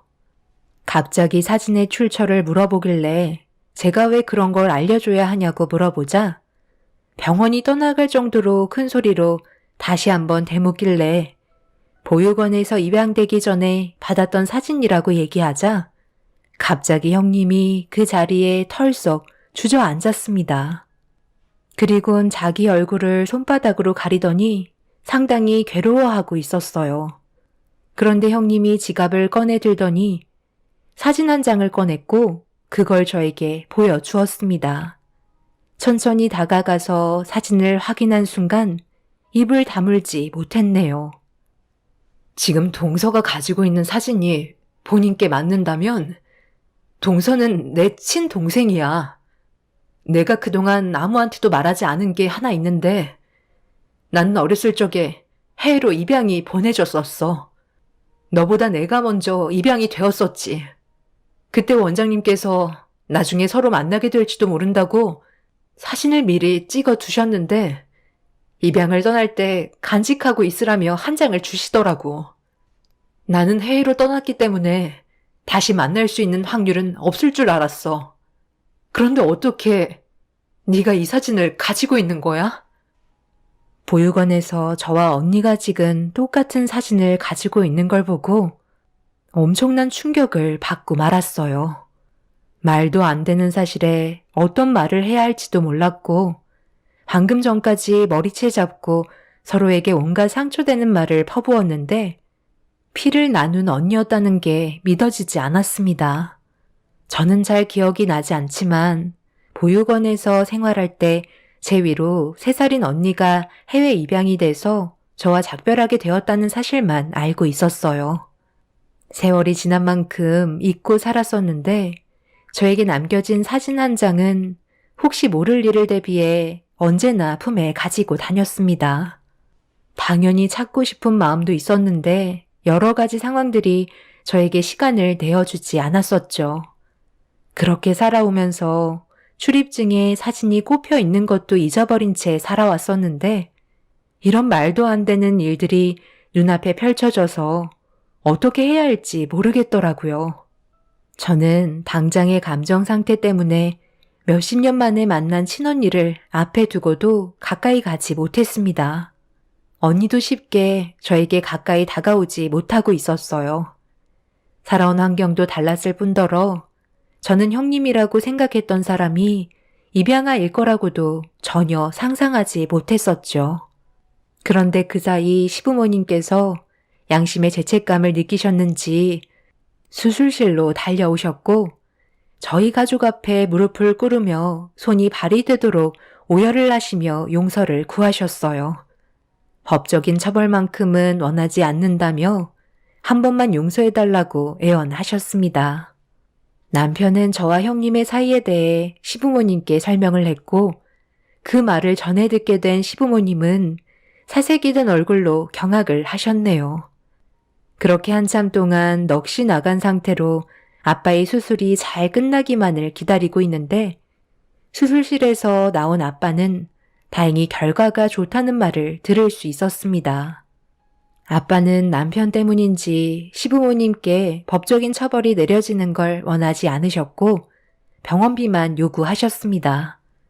시부모님께서는 병원비를 전부 다 처리해 주신 다음 저와 형님의 사이에 대해 좀 더 알아가길 원하셨지만 제가 더 이상 시부모님께 모습을 나타내지 않고 있어요.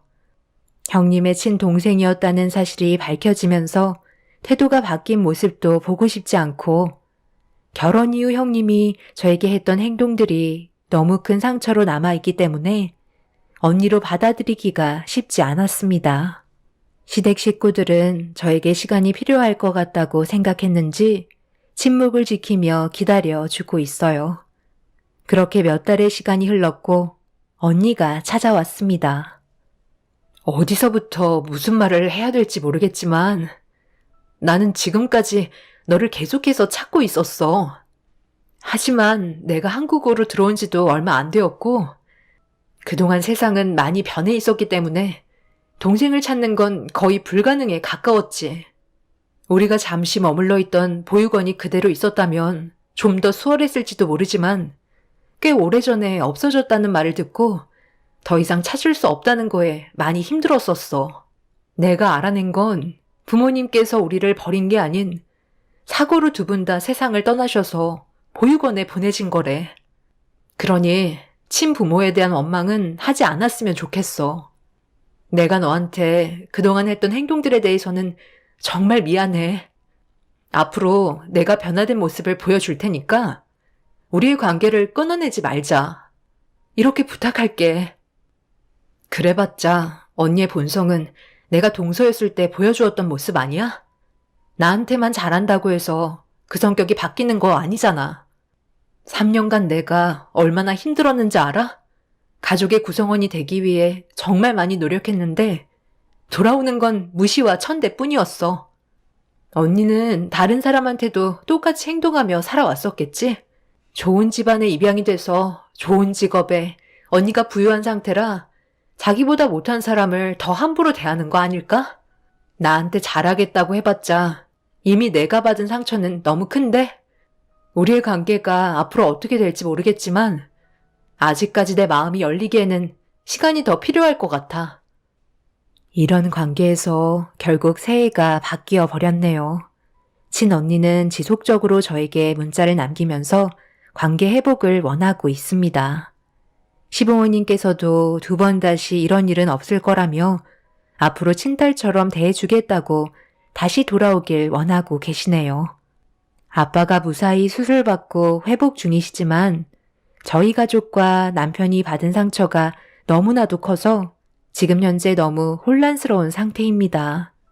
이런 상황 속에 앞으로 제가 어떤 결정을 내리면 좋을까요? 의사라고 온갖 차별을 주었던 형님이 보육원에 버려졌던 제 친언니라는 게 너무 끔찍해요. 제가 상상했던 그런 사람이 아니어서 더 큰 실망을 하고 있는 것 같습니다. 여러분들께서 저에게 조언 좀 해주셨으면 좋겠어요. 가족들이야 제가 마음 가는 대로 하라고 하지만 여러분들은 다른 생각을 가지고 계실지 몰라 이렇게 사연을 신청하게 되었습니다. 앞으로 살아갈 날이 많은데 앞이 캄캄하기만 하네요. 제 사연 들어주신 분들 오늘 하루 행복하시고 새해에는 하시는 일들 모두 잘 되시길 바랄게요. 감사합니다.